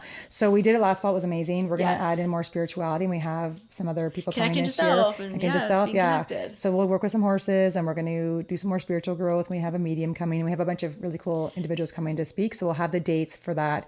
Soon. Like within the next week here, we'll have some dates. It'll be like end of September. But maybe in that time, if you're interested in also in a burnout and compassion fatigue, if maybe a new word for it, because we just discussed that maybe not be the right term, empathy fatigue. If that's something that's up your wheelhouse, which I know probably is, DM us. We're happy to put that on over Zoom and or in real time. If you're in real life, come and see us at the barn. Be very happy to. Yeah. I mean, lived it, both of us. Yeah. And so at the end of the day, like we get it, and we'd love, if not, I think that my biggest thing is my motto, not even just like fill your cup is like my actual brand motto, but really as a human, it's just I'm trying to leave the world a better place, one person at a time. Yeah, absolutely. And just like by helping one person at a time. Yeah. Just trying to impact the world that way. We know that if we can serve them, they'll serve others. Exactly. So it's a the chain reaction, pay it forward. Absolutely. And so by all means, we want the world to seem, and not even seem, but to actually be healthy. And so absolutely. I think that, we're more than happy to help resource you. And if it means that, looking at potential clients or whatever that looks like, but we're happy to provide within our boundaries. Yes. We're resource. You'll be like, here's a person that works with that. Here's some more resources, and these are people that we can absolutely like connect you with. But Cool. we're happy to. Thank you so much Okay. for having me and allowing us to rant like we do. Right? Hopefully it was entertaining. Welcome to our brain dump. I'm going to call this episode the brain dump episode. Yeah, there you go. Brain dump Or everything. because I said I would. That's a good title too. Yeah. But awesome. Okay, yeah, send us some messages, DM us with some feedback. some What do feedback you and think? some ideas of what you want more of, and if you want us to run some different groups, and then hope to see you all, many of you, in our retreat in the fall. Yes. All right. Till then, Soulful. peace out. Women's retreat. Yes. Yay. Thanks so much for joining us. We're really glad you're here with us on this journey. The best way to support this podcast is to subscribe and give it a 5-star review. See you next time.